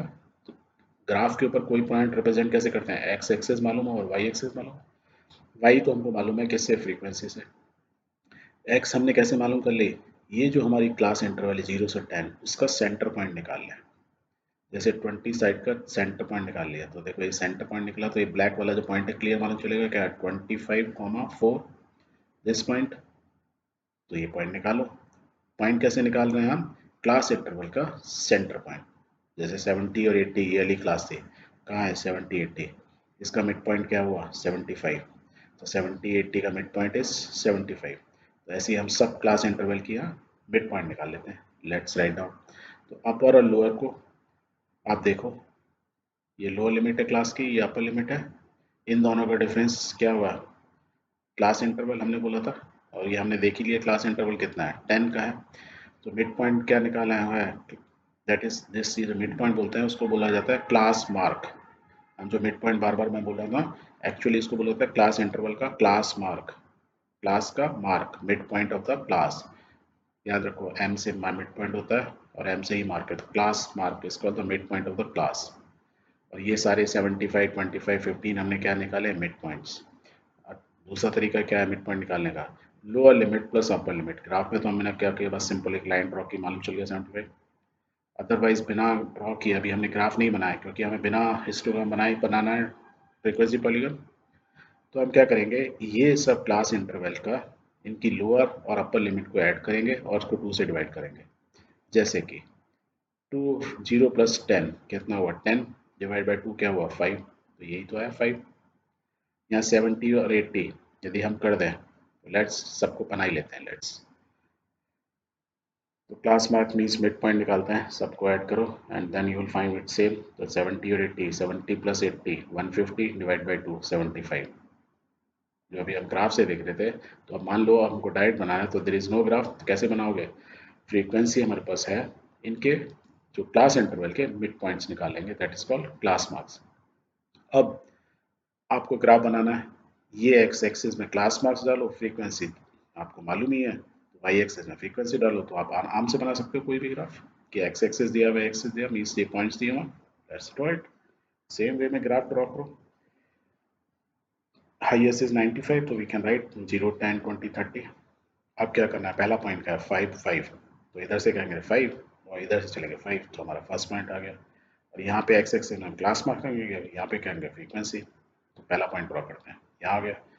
नेक्स्ट पॉइंट देखो क्या है 10 15, तो सॉरी, एक्स एक्सिस में मार्क्स है ना, ये क्लास मार्क्स, 15 15 और फ्रीक्वेंसी इज 10, सो ये यहाँ आ गया। सबके देखो पॉइंट ऐसे ही ड्रॉ कर सकते हैं। अब जब सब पॉइंट मिल गए, तो हमने एक और चीज़ बोली थी, पहली वाली क्लास का मिड पॉइंट और लास्ट वाली क्लास के बाद एक और मिड पॉइंट, वो और आइडेंटिफाई कर लो। ये तो इजीली कर सकते हैं, 0 0 पर ही। अब इनको क्या करना है, बस कनेक्ट कर दो, लेट्स कनेक्टेड। सो क्या किया हमने, बिना हिस्टोग्राम बनाए हमने फ्रीक्वेंसी पॉलीगन बना दिया। क्या किया, बस हर क्लास इंटरवल का मिड पॉइंट्स निकाल लिए या क्लास मार्क्स निकाल लिए। क्लास मार्क जो हमने किस में रखा, एक्स एक्सिस में, फ्रीक्वेंसी जो वेरिएबल हो रहा है उसको किस में रखा, वाई एक्सिस में, and we have drawn it. तो आपको फ्रीक्वेंसी पॉलीगन बनाना आ गया। Good. Measures of central tendency, and ये क्या क्या चीजें हैं उनके बारे में पढ़ते हैं। Let's consider a situation when two students, Mary and Harry, receive their test copies. Okay, the test had 5 questions, each carrying 10 marks. Their scores were as follows. क्या स्कोर आए उनके? 5 क्वेश्चन थे। मैरी के स्कोर्स ये है, Harry के scores ये है। तो इनको देख के हम क्या कर सकते हैं? तो हम कुछ चीजें करते हैं इसमें। क्या करते हैं? पहले इनके टोटल स्कोर निकाल लेते हैं। मैरी के कितना है, इन सबको ऐड कर दो, 42 मार्क्स आए। हैरी के 5 क्वेश्चंस में कितने मार्क्स आए? 10, दैट मीन्स 41 मार्क्स आए। किसके ज़्यादा है? मैरी के ज़्यादा है। तो वी कैन से मैरी के मार्क्स ज़्यादा आए, हैरी के मार्क्स कम आए। तो इन टोटल, ये तो टोटल हो गया। एक चीज़ और होता है एवरेज स्कोर। आपने पढ़ा था एवरेज स्कोर प्रीवियस क्लास में। Average means mean. मीन कैसे निकालते हैं? इन 42 डिवाइड बाई कितने क्वेश्चन है? 5। 5 है, डिवाइड कर दो यार। 42 डिवाइड बाई 5 कितना होगा? 8.4 मार्क्स। और इसके कितने हो गए? 41 डिवाइड बाई 5, 8.2 मार्क्स। मीन्स इसका एवरेज स्कोर कितना है? 8.4, इसका 8.2। दैट मीन्स मैरी का स्कोर ज़्यादा आया, एवरेज में भी 8.4 आया, और हैरी का स्कोर 8.2 आया। ओके, बट हैरी बोलता है since Mary's average score more than Harry, Mary claims to have perform better than Harry, we can say. But Harry didn't agree. Harry agree नहीं हो रहा इसमें। कहते बेशक तुम्हारा एवरेज ज़्यादा है, पर still I am more intelligent. वो क्या करता है? He arrange both the score in ascending order and find out the middle score. जो दोनों के स्कोर है उनको किस ऑर्डर में करता है? असेंडिंग मीन्स इंक्रीजिंग ट्रेंड में। Let's arrange it. तो कैसे करेगा? सबसे लोएस्ट इसके मार्क्स कितने हैं? 7, फिर 8, फिर 8, फिर 9, 10। और अपने मार्क्स को भी लिखता है 4, 7, 10, 10, 10। और इसका मिड पॉइंट निकाल लेता है, जो सेंटर में मार्क्स है। वो बोलता है लोग मेरे सेंटर वाले जो मार्क्स हैं तुमसे ज़्यादा हैं, सो आई एम बेटर। हैरी बोलता है यदि मैं असेंडिंग ऑर्डर में अपने स्कोर्स को अरेंज कर दूं और उसका सेंटर वाला मार्क्स निकालूं, सेंटर मीन्स देखो 2 इधर है, 2 इधर है, तो ये बीच वाला हुआ। और मेरा बीच वाले मार्क्स तुमसे ज़्यादा है, इसलिए मेरे मार्क्स तुमसे अच्छे हैं। बट इसमें भी स्टिल मैरी जो है कन्विंस नहीं होती है। फिर वो क्या करता है? एक और चीज़ बोलता है। वो कहता है कि यदि मैं लास्ट के जो हाईएस्ट मार्क्स आए हैं मेरे 10, 10, 10, मेरे कितने टाइम्स आए हैं? 3 टाइम्स आए हैं, और तुम्हारा 10 जो है सिर्फ एक बार आया है। तो स्टिल हैरी बोलता है मेरे मार्क्स तुमसे वैसे ज़्यादा है, ठीक है, तुम्हारे 1 नंबर मेरे से ज़्यादा है, but in quality point of view से मेरी जो क्वालिटी ऑफ मार्क्स मेरे जो है 3 सब्जेक्ट में मेरे 10 है, इसलिए मैं तुम्हारे से ज़्यादा इंटेलिजेंट हूँ। राइट? दैट मीन्स ये जो हमने 2-3 चीज़ें की, क्या क्या की? Let's revise again. हमने इन मार्क्स को हमने एवरेज चेक किया। एवरेज को क्या बोला जाता है मैथमेटिक्स में? मीन या एवरेज। ये इसको रिप्रेजेंट करते हैं एक्स से, या कोई भी अल्फ़ाबेट एक्स बोले, और उसके ऊपर एक बार लगाते हैं, तो पढ़ा कैसे जाता है? X bar. तो what we have calculated is the mean. Second एक चीज़ की थी, असेंडिंग ऑर्डर में करने के बाद उसका सेंटर निकाला। सेंटर इज कॉल्ड, ये जो सेंटर निकाला इसको क्या बोला था? दोनों स्कोर्स का इसको बोला था मिडिल स्कोर या median. Okay. And the third चीज एक और चीज है, उसने सारे स्कोर्स में देखा किसके हाईएस्ट फ्रीक्वेंसी है, हाईएस्ट मार्क्स की फ्रीक्वेंसी क्या है, and this is called the most often और स्कोर्ड मार्क्स कॉल्ड मोड। तो जब भी हम डाटा देखते हैं, कोई भी डाटा देखते हैं, तो उसमें 3 मोड चीजें और देखनी होती हैं: मीन, मीडियन और मोड। कुछ क्लियर हुआ? कोई बात नहीं, कुछ एग्जांपल लेते हैं फिर आपको और क्लियर हो जाएगा। So example is like this. 5 people were asked about the time in a week they spend in doing some social work in their community. They said 10, 7, 13, 20 and 15 hours respectively. Find the mean, that means an average, time in a week devoted by them for a social work. तो 5 लोगों से पूछा गया भाई कितना time आप लगाते हो कम्युनिटी में सोशल सर्विसेज में एवरी वीक में। सब ने अपने अपने घंटे बता दिए। किसी ने बोला मैं 10 घंटे करता हूँ, किसी ने 20 घंटे बोला, किसी ने 15 घंटे का। तो हमें पता लगाना है कि एवरेज टाइम कितना आप करते हैं। सो क्या क्या दिया हुआ है? लेट से उनके नाम जो है 5 लोगों के नाम x1, x2, x3, x5 है, और हर एक ने अपना टाइम बता दिया कितना स्पेंड करते हैं। इसने बोला 10 hours, 7 hours, 13 hours, 20 hours, tabular form में हमने कर दिया जो ऊपर दिया हुआ। इसका पूछना है मीन, दैट मीन्स एवरेज। तो वी कैन से मीन हमने क्या बताया था? एक्स बार से शो करते हैं, और इसको हम कैसे लिख सकते हैं? सम ऑफ ऑल नंबर्स, इन सबको ऐड करते हैं, divide by total numbers, total कितने इस पीपल है, 1 2 3 4 5 ही है। So this way we can write x1 plus x2 plus x3 plus x4 plus 5, इसमें कोई कंफ्यूजन नहीं, यहाँ तक क्लियर। तो लेट्स राइट डाउन। तो हम लिख सकते हैं x1 क्या है हमारा 10, x2 क्या है 7, x3 क्या है 13, ऐसे लिखते हैं। इन सबको ऐड कर लो, कितना हुआ 65 डिवाइड बाई 5, 5 से कर दो, टेबल आती है ना, कितना आंसर आ गया, मीन हमारा कितना आ गया x bar is called 13। So that is what we were supposed to find. So we can say the mean spent time by these 5 people in doing social work is 13 hours per week. तो 13 घंटे लगाते हैं एक हफ्ते में on an average सारे लोग। ठीक है, अब हमने ये जो सॉल्व किया इसको थोड़ा ध्यान से देखते हैं। इससे क्या है, कोई फॉर्मूला बना सकते हैं मीन का। मीन का फॉर्मूला बना हमने अपने प्रीवियस चैप्टर में बनाया भी तो formula। चलो मीन का भी बनाते हैं। Let's take this part again. तो क्या लिखे हमने, क्या लिखा, mean mean x bar is equal to x1 plus x2 plus x5। और ये जो ऐसे लिखा है हमने, इतना x1 से लेके इतना सारा लंबा, इसको हम शॉर्ट फॉर्म में लिख सकते हैं। यस लिख सकते हैं। कैसे लिखेंगे, हमने क्या है इसको पढ़ कैसे रहा है, sum of all the numbers x1 से लेके x5 तक, जो भी लोगों ने अपना टाइम डिवोट किया, कुछ भी हो सकता है। तो हम सम को ना एस यू एम लिखें, या एक ये सिंबल होता है इसको बोलते हैं सिग्मा। सिग्मा मतलब होता है sum, sum of what, of x i. X i क्या है, आई क्या है इसमें देखो 1 से लेके 5 तक जा रहा है, तो we will write sigma means sum of x i where i, where i is equal to 1, 1 से स्टार्ट हो रहा है अप टू 5, ऊपर 5 लिख देते हैं। दोबारा देखो, हमने क्या बोला, x1 से x5 का सम लेना है, उसको 5 से डिवाइड करना है, मीन आ जाएगा। तो हम क्या बोल रहे हैं कि sum of all these numbers, तो हमने उसको बोला सम ऑफ सिग्मा, ये जो वर्ड होता है सिग्मा पढ़ते नहीं है, सिग्मा ठीक है, तो हम ऐसे ही पढ़ ले सम ऑफ एक्स आई, एक्स क्या है ये नंबर्स, आई क्या है ये जो नंबर हमने सफिक्स दिया हुआ है 1 2 3 4 5 ऐसे करके। तो i is varying from 1, i is equal to 1 से लेके 5 तक, तो हम ऐसे ऊपर 5 लिख देते हैं।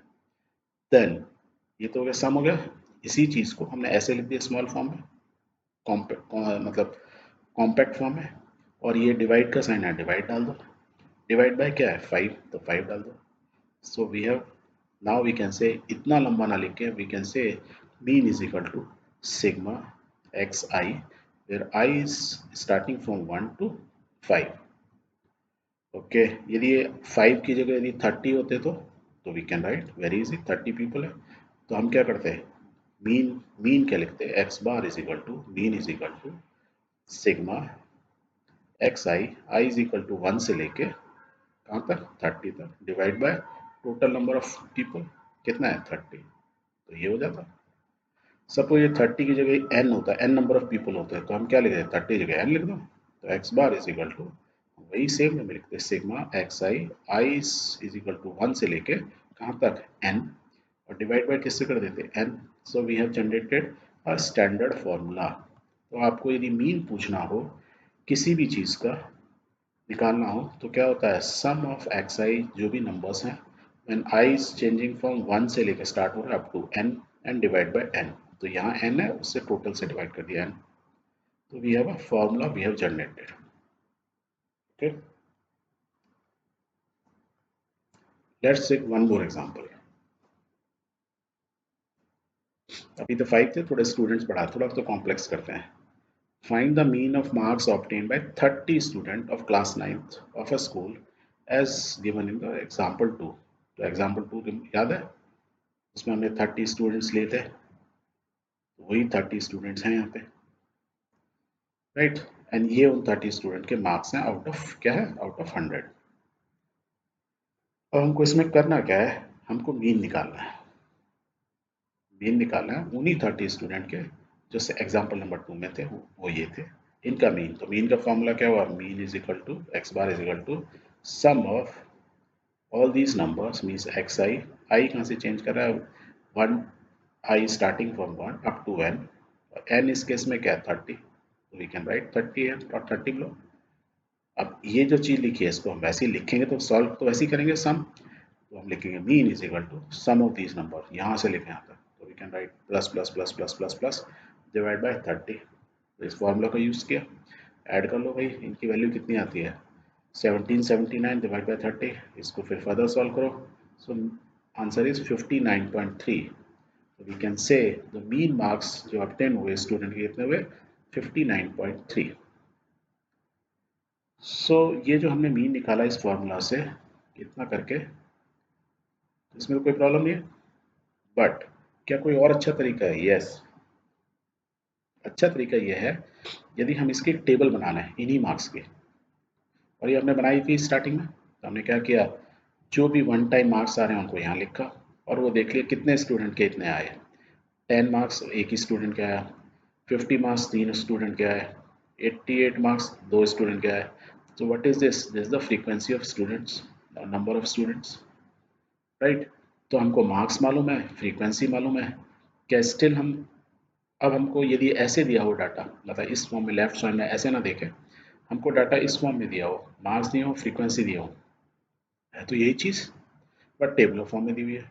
और अब कह रहे हैं फाइंड द मीन, तो लेट्स फाइंड द मीन। तो हम क्या बोलेंगे, सपोज मार्क्स को बोलेंगे हम एक्स आई, क्योंकि हमको ऊपर मार्क्स ही ऐड करना है, राइट। तो मार्क्स को हम रिप्रेजेंट सपोज एक्स से रिप्रेजेंट करें, and Y we are saying i, क्योंकि ये मार्क्स यहाँ से देखो, यहाँ से लेकर कितने मार्क्स हैं, कितने टाइप ऑफ मार्क्स हैं, ये ऑब्जर्वेशन कितने तरह के हैं, बोले ये मार्क्स कितने तरह के हैं, 13 तरह के मार्क्स हैं, 13 टाइप्स ऑफ मार्क्स, 10 से लेके 95 तक हैं, तो 13 तरह के मार्क्स हैं, 13 टाइप्स के।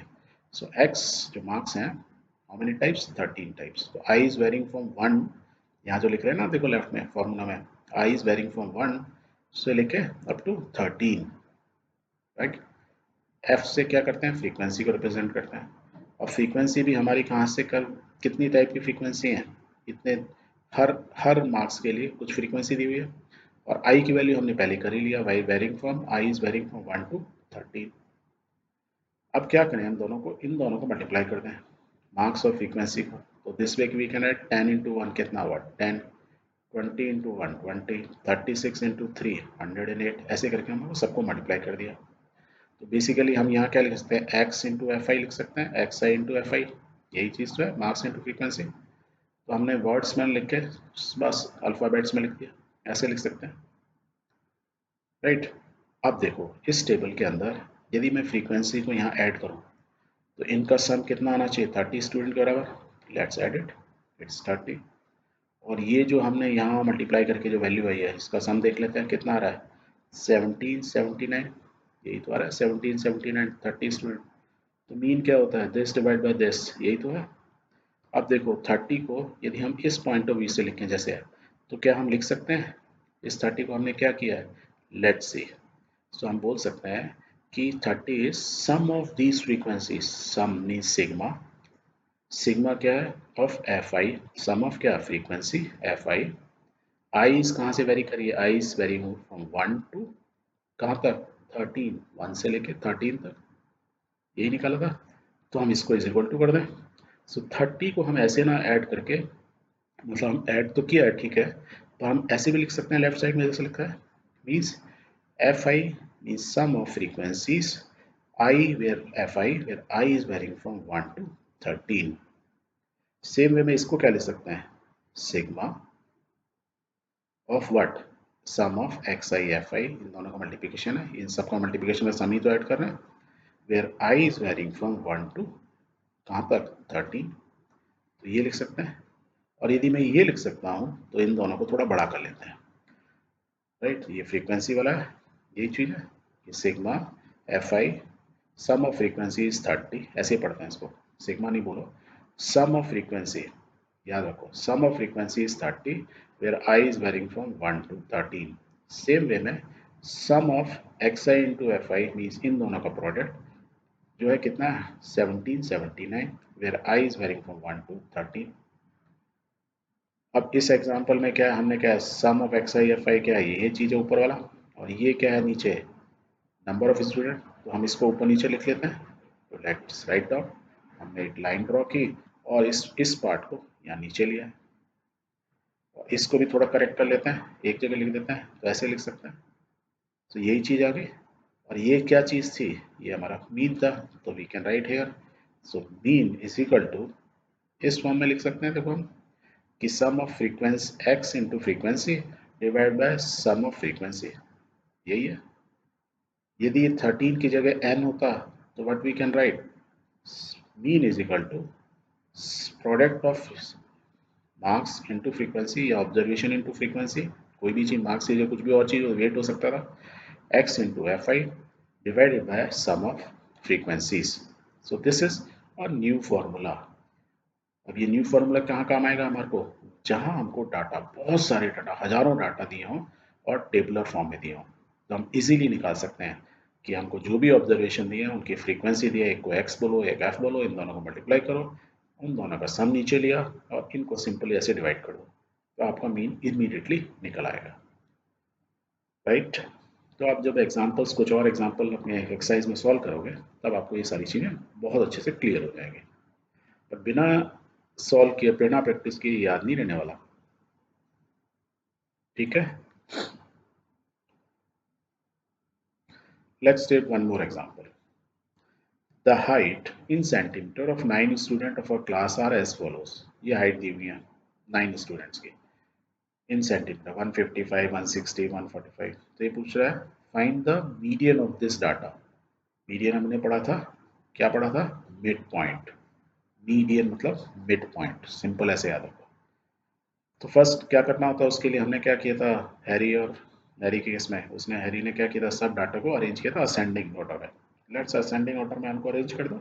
असेंडिंग में सबसे छोटा देन सबसे बड़ा, और इसका मिड पॉइंट निकाल लो।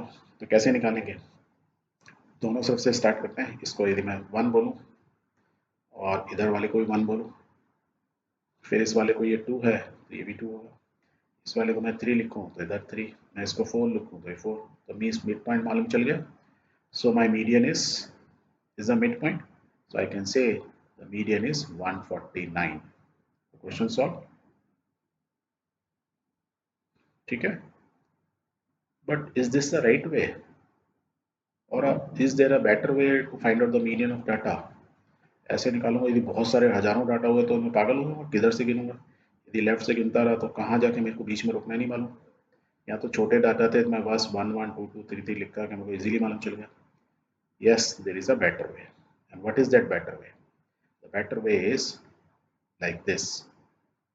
When the number of observation is odd, number of observation means ये जो हमको मार्क्स दिए हुए हैं, कितने मार्क्स दिए हुए, कितने स्टूडेंट के, 9 स्टूडेंट्स के।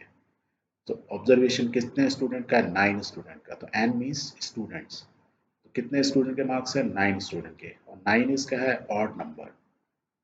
तो when the observations are odd, तो मीडियन कैसे निकालते हैं, median is the value of n plus one divide by twoth observation. तो n plus one divide by twoth जो ऑब्जर्वेशन होता है उसकी वैल्यू। क्या मतलब हुआ, ये आप ऊपर वाले एग्जांपल में ले लेते हैं। तो number of observation, number of student कितना है, ये कितनी वैल्यूज दी हुई है, 9 टाइप की। 9 इज एन ऑड, ऑड है, यस इज एन ऑड। तो फॉर्मूला क्या होगा, 9 n plus one means 9 median क्या की वैल्यू आएगी, कौन सा ऑब्जर्वेशन होगा, जो इस पोजीशन पे होगा। तो 9 plus one we will write divide by two. 9 plus one क्या होता है, 10, 10 डिवाइड बाई टू क्या हुआ, 5। तो फिफ्थ ऑब्जर्वेशन जो उसकी वैल्यू होगी वो मीडियन होगी। और फिफ्थ ऑब्जर्वेशन क्या है, इधर से किधर से गिन लो, 1 2 3 4 5, यही आएगी। या मैं राइट से गिनूँ 1 2 3 4 5, बीच में असेंडिंग या डिसेंडिंग ऑर्डर में लगाओ। और मैं फिर इस केस में मुझे क्या हुआ, सिर्फ एक साइड से गिनना पड़ा, और मुझे कौन सी ऑब्जर्वेशन पे जाना था, फिफ्थ ऑब्जर्वेशन है। So when the number of observations are odd, तो आपको मेरे को पता लगानी है n plus one by two by two, वो वाली ऑब्जर्वेशन पता लगानी है, और उस ऑब्जर्वेशन जो वैल्यू है वो मीडियन होगी। So my median is 149। But if this is not, n is not an, odd नहीं है, तो क्या होगा, इवन होगा। And if it is even, तब क्या होगा, हमको कौन कौन सी मीडियन क्या होगा, median will be n n by two and n by two plus one observation का मीन, वो होगा मीडियन। क्या मतलब हुआ इसका, इसी एग्जांपल में लेते हैं। सपोज एक नंबर हम डाल देते हैं 190, दैट मीन्स एक और स्टूडेंट ऐड कर दिया। So now number of student कितने हो गए, एन की वैल्यू कितनी हो गई, 10। यदि ये 10 हो गया तो हमने क्या बोले, मीडियन इज मीन ऑफ ये दो टर्म्स। कौन कौन सी टर्म, n/2 और n/2+1। सॉल्व करते हैं जब अच्छे समझ में आएगा। n/2 और n/2+1 की वैल्यू निकाल लेते हैं पहले। तो ये इवन है तो यही फॉर्मूला लगेगा, तो निकालो। n/2 means 10/2, 10/2 means fifth observation, और n/2+1 मतलब क्या हुआ, n/2 that means 5+1 that means sixth observation. So fifth और सिक्स्थ ऑब्जर्वेशन जो होंगी उनका मीन, तो फिफ्थ ऑब्जर्वेशन इसमें क्या है हमको मालूम है, यहाँ से हमको मालूम थी 149, राइट, काउंट कर सकते हैं। और इधर से यदि मैं काउंट करूंगा फिफ्थ तो दोनों तरफ से फिफ्थ ही आए, तो एक ये फिफ्थ है, इस साइड से काउंट करूँ तो ये फिफ्थ है। तो हमने क्या बोलना है, fifth observation and sixth observation, किसी एक को ले लो, इधर से मैंने काउंट कर रहा तो ये फिफ्थ, उसके बाद सिक्स्थ आएगी। तो फिफ्थ और सिक्स्थ ऑब्जर्वेशन उन दोनों का मैं क्या निकालूं, मीन। वो जो मीन होगा वो होगा मीडियन। तो निकाल लो यार, क्या है 149 और 150, इन दोनों की वैल्यू का मीन निकालो। Mean means average. जब दो वैल्यू का एवरेज निकालना होता है तो क्या करना होता है, दोनों को ऐड करो, divide by two. Let's do that.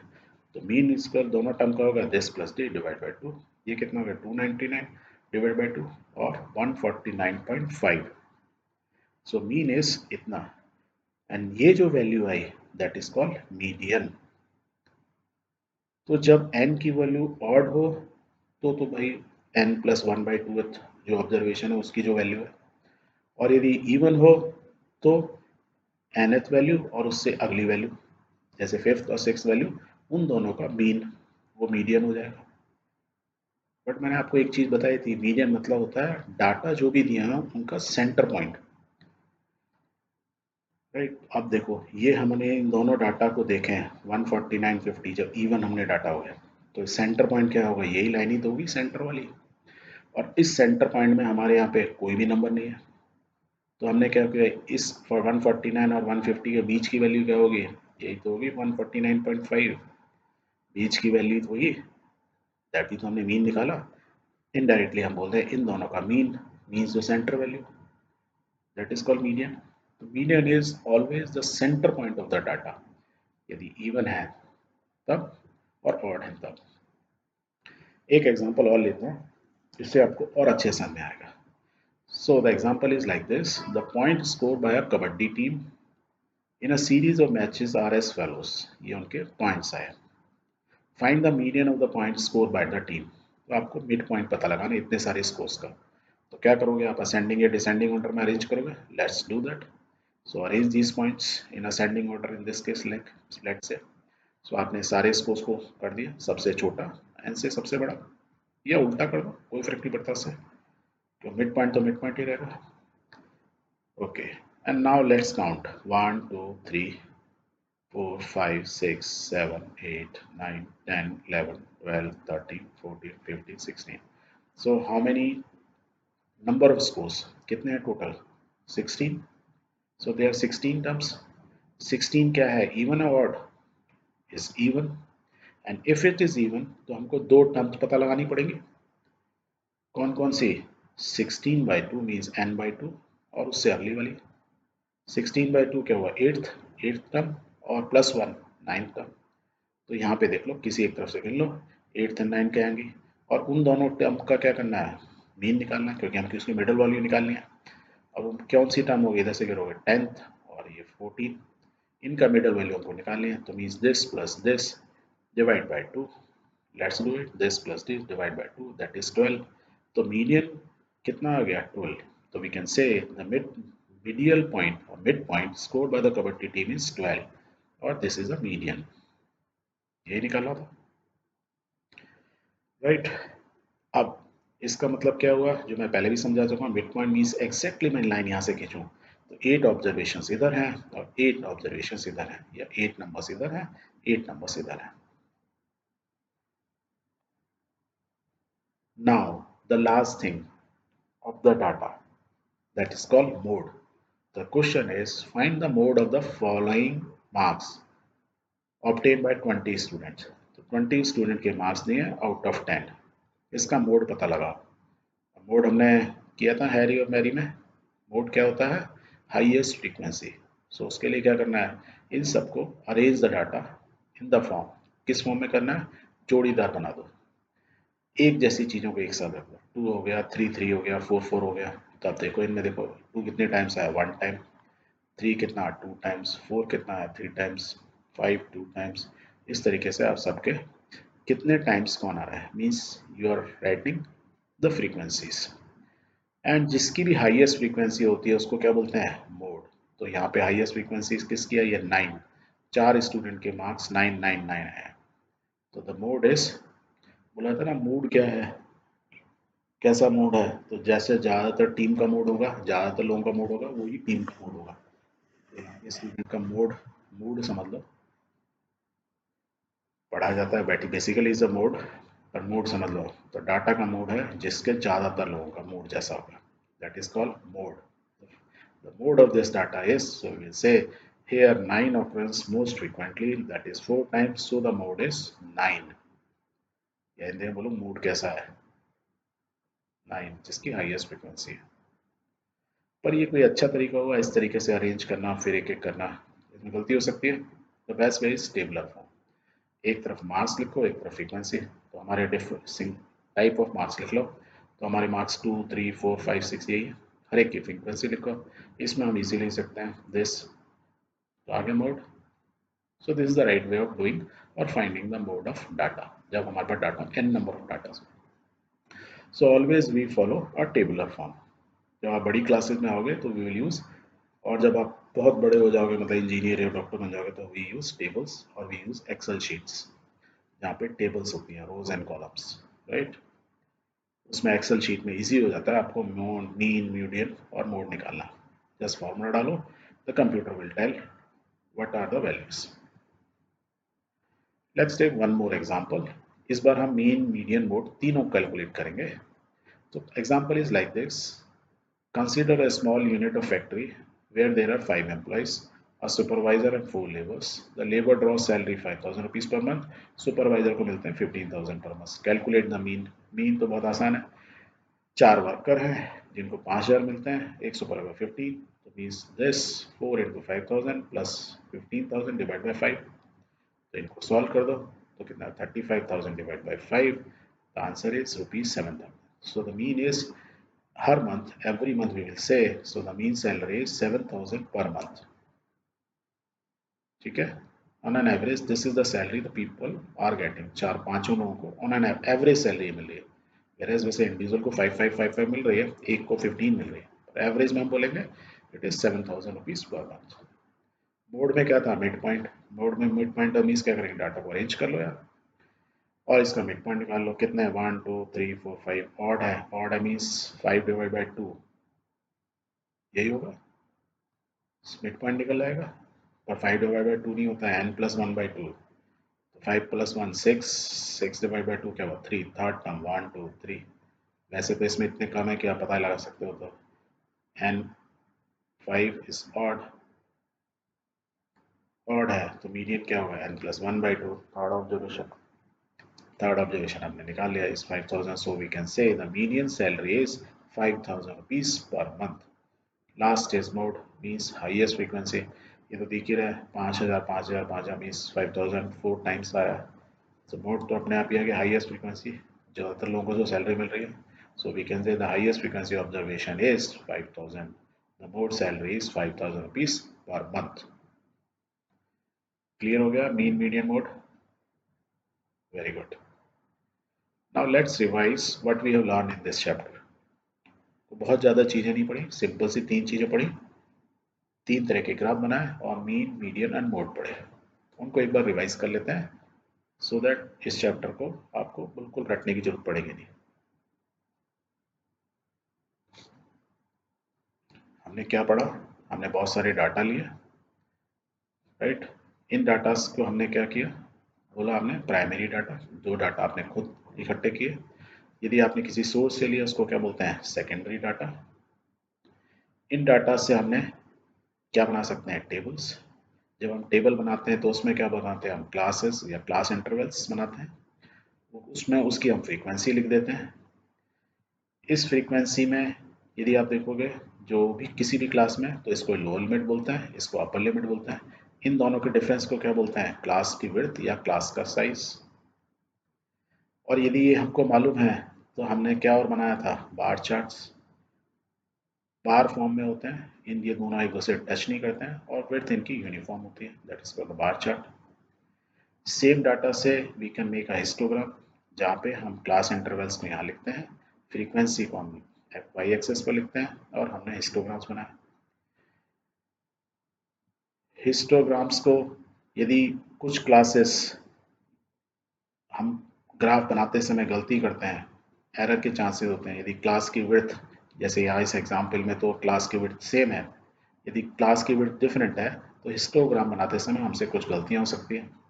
उन गलतियों को हमको क्या करना है, करेक्ट करना होता है, सो दैट हिस्टोग्राम को जब हम रीड करें तो वही चीज़ रीड करें जो हमने हमारी क्लास इंटरवल बेशक डिफरेंट रीड किया। देखो यहाँ देखा 0 से 20 यही एग्जाम्पल लिया था, तो हमने क्लास में इसको क्या यूनिफॉर्म कर देते हैं, एडजस्ट कर देते हैं।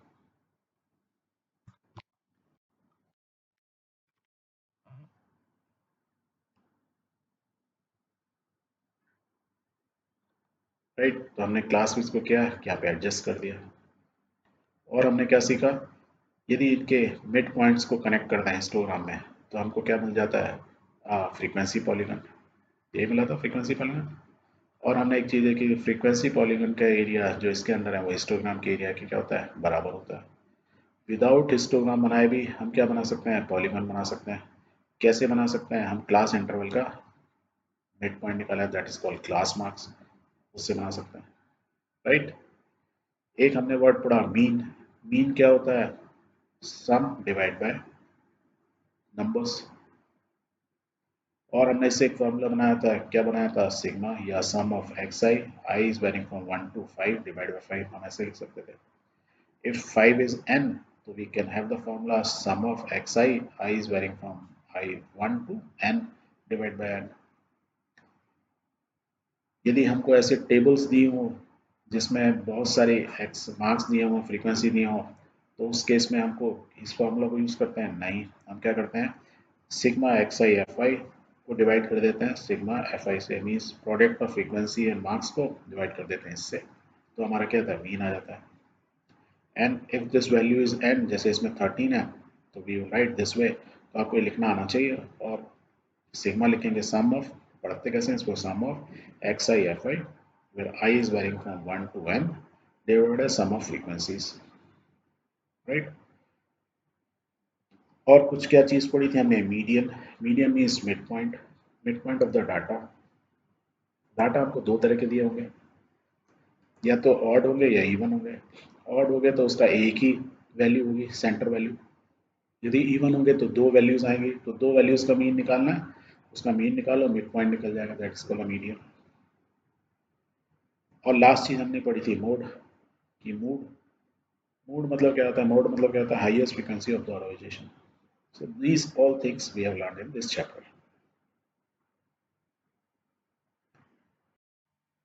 So if you have any query or feedback, please suggest and please do write to us at milabintegration@gmail.com, and please like, share and subscribe it so that we can support you in a better way. Thank you very much. Namaste.